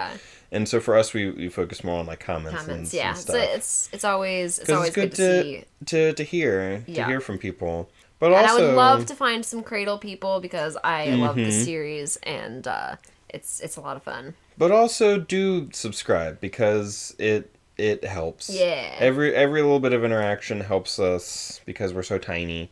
We're a tiny little channel. And I would love to, you know, just, it's fun to see number go up. Yeah. And if we could actually make any sort of, like, money off of this, it would be good. Because times, you know. Yeah, times are times. Times are times, you know. I'm, like, driving to work, and the gas stations around work are now, like, 30 cents more expensive than they were. And I'm like, oh. I guess that one hit. Yep. You know? Wow, you know, it's almost as if we get a lot of oil and stuff from Canada. Yep. So, Oh, and, like, all of our electricity? Yeah, you know, it's like... seeing as we're on the border? Who could have seen this coming? Who, you know... Who could have possibly guessed that the things that he was very clear that he was going to do, and people knew the consequences would be, that those consequences would end up happening? Yep. Who could have seen this coming except for all the people who saw it coming? But, you know, don't worry about that. You know, see, here's the thing. We don't have, like, a Patreon or anything. If we ever got a certain amount of audience or whatever, maybe we'd get, like, a Ko-fi coffee. Like, it looks like Ko-fi. Yeah. The way it's spelled, I'm like, it's Ko-fi, but it's coffee, but it's whatever. Because apparently that one just has a flat rate. Right. So it's, like, better or whatever. So it's like, if we had any sort of audience, maybe we'd do that. Yeah. But you know it's free? liking and subscribing and leaving comments. Yep. So you know, that ends my little guilt trip of being like, you should do it. It's free and you have the power. But I get it. There's plenty of things that I don't like and subscribe to, even though I watch them regularly. Yeah. So like, I get it. Just watching is nice. I love seeing my favorite metric is the watch time. Yeah. Like, if a video has a bunch of views but not a lot of watch time, I'm like, well... Yeah. I would like it if people were actually, like, watching the thing. So, you know, if you've enjoyed, that's good. Yeah. And this has been Let's Talk About Book. Now you can go forth and think about book on your own time. Have a lovely whatever time it is. Have a lovely day. Bye-bye.